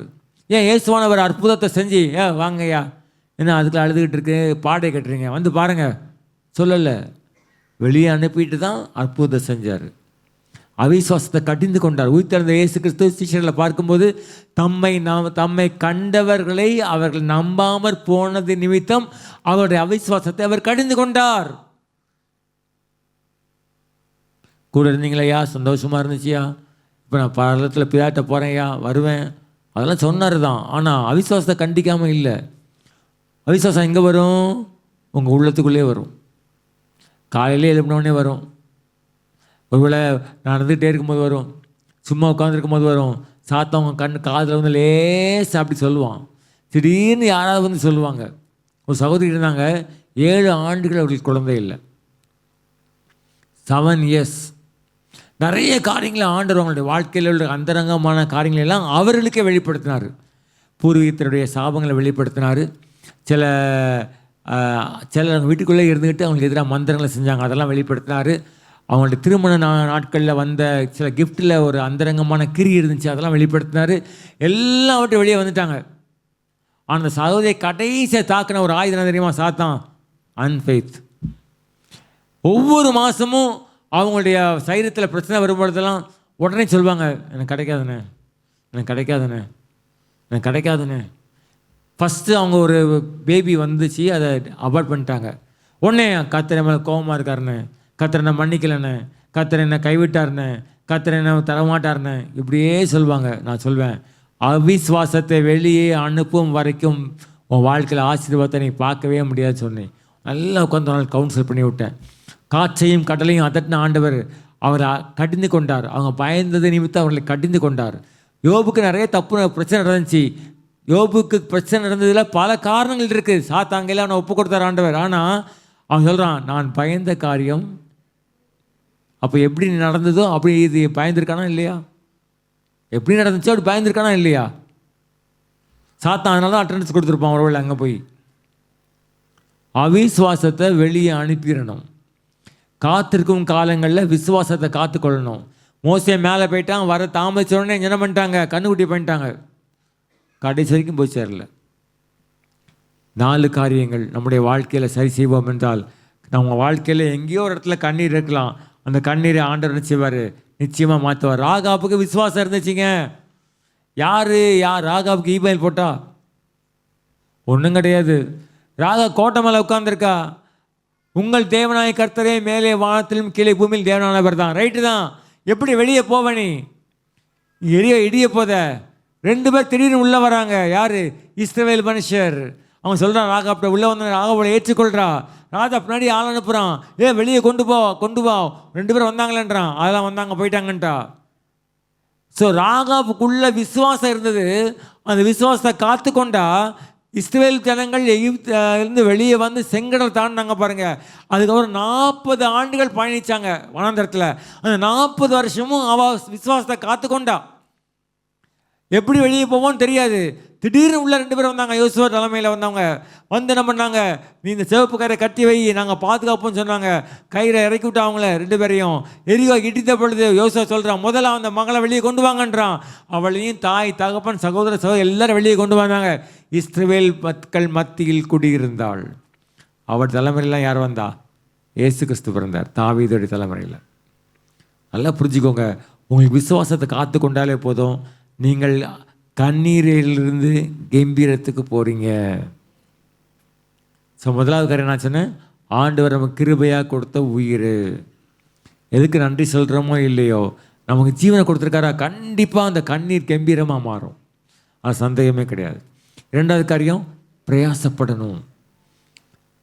3வது காரியம் கர்த்தருக்காக பிரயாசப்படணும், கர்த்தரை தேடணும். சும்மா போர் அடிக்குன்னு என்ன பண்ணாதீங்க, நேரத்தை வேஸ்ட் பண்ணாதீங்க, பைபிளை வாசிங்க. சும்மா இருக்கும் பைபிள் வாசிங்க. இந்த தாவீது சவுலை விட்டு ஓடி வந்தானே, அப்புறம் எங்கே போனான்? வாசிங்க. இந்த ராஜா ஒருத்தன் ஆயத்து கதை மூடி போட்டான், அவன் யார்? வாசிங்க. வாசிக்க வாசிக்க வாசிக்க வாசிக்க நம்ம வாழ்க்கை அப்படியே வெளியரங்கமாகும். 3வது காரியம் கர்த்தரை தேடுற காலம். 4வது காரியம் விசுவாசத்தை காத்துக்கொள்ளணும். கர்த்தர் உங்கள் வாழ்க்கையில் சகல விதமான கண்ணீரையும் கம்பீரமாய் மாற்றுவார். ஜெபம் பண்ணலாமா? Thank you Jesus, thank you Jesus, thank you Jesus, thank you Jesus, thank you Jesus. மகா இரக்கமுள்ள பிதாவே, நல்ல வேலைக்காக நன்றி செலுத்துகிறோம் ராஜா. ஆண்டவே, எங்கள் வாழ்க்கையில் ஒரு இடத்துல கண்ணீர் இருக்குது, ஒரு இடத்துல தாங்க முடியாத துக்கம் இருக்குது, ஒரு காலத்தில் அழுகை இருக்குது, ஒரு காலத்தில் ஒரு இடத்துல வேதனை இருக்குது. ஆனாலும் ஆண்டவரே, அவன் தேடி வந்த இந்த பிள்ளைகளுக்காக ஜெபிக்கிற ஆண்டவரை, இந்த பிள்ளைகளுக்கு வேண்டிய கிருபையை தாங்க ஆண்டவரே. அநேக மரண செய்திகளை கேள்விப்படுறோம், அநேகர் மரித்து போனாங்க. ஆனால் எங்களுக்கு ஜீவனை கொடுத்துருக்கீங்கப்பா. எங்கள் வாழ்க்கையில் சத்து எங்கள் உயிரை எடுக்காதபடிக்கு, எங்களை தொடாதபடிக்கு, ஒருவேளை எங்களுடைய தலைமையை கூட நீர் கவனமாய் பாதுகாத்திருக்கிறீராப்பா. இந்த உலகத்தில் நாங்கள் ஜீவனோடு இன்றைக்கி இருக்கிறோம் அப்படின்னா உடைய கிருபையை அஞ்சு வேறு எதுவும் இல்லை சாமிப்பா. நன்றி செலுத்துகிறோம், நன்றி செலுத்துகிறோம். இந்த கண்ணீருக்காக ஸ்தோத்திரம். நிச்சயமாக அது கம்பீரமாய் மாறும். இந்த கண்ணீருக்காக ஸ்தோத்திரம், இது ஆனந்த கழிப்பாக மாறும். இந்த கண்ணீருக்காக ஸ்தோத்திரம் ஆண்டவரே, இது ஒரு பெரிய ஜெயத்தை கொண்டு வரும். இந்த கண்ணீருக்காக ஸ்தோத்திரம். இந்த கண்ணீர் ஒரு நாள் இல்லாமல் போகும் எங்கள் வாழ்க்கையில். ஆண்டவரே, எங்களுடைய எல்லா சிறுமைப்பட்ட நாட்களையும் மறந்து போகும்படியாய் ஒரு நாள் நீங்கள் ஆசீர்வதிக்க போகிறீங்க. அதுக்காக ஸ்தோத்திரம்ப்பா. ஆனாலும் எங்களுடைய பிரயாசங்களை விட்டுறாதபடிக்கு எங்களுக்கு வேண்டிய கிருபையை தாங்க. நாங்கள் முறுமுறுக்காதபடிக்கு எங்கள் கிருபையை தாங்க. பிரயாசப்படுறவனுடைய வாய் அவனிடத்தில் வருந்தி கேட்கும் என்ற வார்த்தையின்படி எவ்வளவு பிரயாசப்பட வேண்டும் என்று ஆண்டவரே எங்கள் உள்ளத்தில் ஒரு ஏவுதல் இருக்கோ, எங்களுடைய சைரம் கேட்குதோ, எங்களுடைய உள்ளம் தேடுதோ, அதை பிரயாசப்பட கர்த்தர் கிருபை செய்யுங்கப்பா. பிரயாசப்பட தனக்காகவே பிரயாசப்படுற அந்த வார்த்தையின்படி ஆண்டவர் பிரயாசத்துக்கு தேவனால் ஒரு பெரிய அங்கீகாரம் உண்டு என்பதை உணர்ந்து நாங்கள் பிரயாசப்பட கர்த்தர் கிருபை செய்யுங்கப்பா. ஆண்டவரே, உண்மை தேடுகிற காலமாக இருக்க ஆண்டவரே, நாங்கள் தேட கிருபை செய்யுங்க. இன்னும் நாங்கள் அபிஷேகத்தில் வளரணும், இன்னும் அந்நிய பாஷையில் வளரணும், இன்னும் வரங்களில் வளரணும், இன்னும் தேவ சத்தத்தை கேட்கணும், இன்னும் அதிகாலை ஜெபம் எங்களுக்கு வேணும். என்னுடைய ஜெப வாழ்க்கையை நாங்கள் ஒரு டிக் மார்க் போட்டால் இன்றைக்கி நிறைய நாட்கள் ஜெபம் பண்ணாமல் போயிடறோம்ப்பா. ஒரு மாதத்தில் எத்தனை நாட்கள் ஜெபிக்க வேண்டுமோ நான் ஜெபிக்கவில்லை. ஆண்டவரே, எங்கள் வாழ்க்கையில் நீங்கள் கொடுத்துருக்கிற ஊழியங்கள், சபையில் கொடுத்துருக்கிற பொறுப்புகள், ஆண்டவரே எங்கள் வாழ்க்கையில் நாங்கள் செய்கிற அக்கம் பக்கத்தில் உள்ள மக்கள் மத்தியில் எங்களுடைய விசுவாசத்தை பிரதிபலிக்கிற காரியங்கள், சாட்சியாக வாழ்கிற காரியங்கள், உண்மை தேடுகிற காரியங்களில் உண்மை இல்லாமல் இருந்தோம் என்றால் ஆண்டவரே எங்களுக்கு உண்மையை தாங்க. கர்த்தரை தேடுகிறதுக்கு ஒரு உண்மை தேவை அல்லவா ராஜா? அப்போ நித்திய பிரதான ஆசாரியராகிய நீங்கள் உண்மையுள்ளவராக இருந்தீங்க. எங்களுக்கு அந்த கிருபையை தரும்படியாய் ஜெபிக்கிறோம். ஆண்டவர் விசேஷமாய் ஆண்டவரை காத்திருக்கும் காலங்களில் அவிசுவாசத்துக்கு அதிபதியான சாத்தான் எங்கள் மேலே வந்து ஆண்டவரை விசுவாசத்தை தாக்க நினைக்கும் பொழுது ஆண்டவரை ஏற்று நின்று அவனை விரட்டும்படி கர்த்தர் கிருபை செய்யுங்க. அவிசுவாச சிந்தைகள், அவிசுவாச பயங்கள், அவிசுவாசமான எதிர்கால சிந்தனைகள், அவிசுவாசமான எதிர்மறையான சிந்தனைகள் எங்களை மேற்கொள்ளாதபடிக்கு விசுவாசத்தில் புருஷராக இருக்கத்தக்கதாக கர்த்தர் கிருபை செய்வீராக. இந்த நாளில் ஆண்டவரே, ஒவ்வொரு பிள்ளைங்களும், இந்த குடும்பத்தில் இருக்கிற ஒவ்வொரு பிள்ளைகளும் ஒவ்வொரு காரியத்துக்காக உண்மை நோக்கி பார்த்து கொண்டே இருக்கிறாங்கப்பா. இந்த பிள்ளைகள் ஒவ்வொருடைய வாழ்க்கையிலையும் எல்லா கண்ணீரையும் கம்பீரமாக மாற்றுக்க ராஜா. இது வரைக்கும் நான் கர்த்தரை தேடினேனே, இன்னைக்கு எனக்கு நிலைமை இப்படி ஆகிடுச்சே என்று ஒரு மனம் உடைந்த நிலைமையில் சிலர் வந்திருக்கலாம்ப்பா. கர்த்தர் அவர்களுடைய வாழ்க்கையில் ஒரு மகிமையான அற்புதத்தை செய்யுங்க. எந்த சிம்சோன் வாழ்க்கையில் ஒரு லேகின் பள்ளத்தாக்கை ஆண்டை திறந்து விட்டீங்களோ அதை போல இந்த பிள்ளைங்க வாழ்க்கையில் ஒரு பெரிய நீரூற்றை திறந்து விடும்படியாக நாங்கள் ஜெபிக்கிறோம்ப்பா. எந்த ரூத்துடைய வாழ்க்கையில் ஆண்டவரே தற்செயலாய் துவங்கின காரியம் ஒரு மகிமையான ஆசீர்வாதமாக மாறிச்சோ அதை போல மாறுபடி கர்த்தர் கிருபை செய்யுங்கப்பா. ஒவ்வொருவரையும் ஆசீர்வதிங்க, அப்பத்தி தண்ணீரையும் ஆசீர்வதிங்க, பயங்களை மேற்கொள்ளக்கூடிய கிருபையை தாங்க. உடைய கரம் கூட இருந்தவர்களை ஆசீர்வதிக்கட்டும். துதிக்கான மகிமை எல்லா சுமக்கே செலுத்துகிறோம். இயேசுவின் நாமத்தில் கேட்கிறோம் பிதாவே.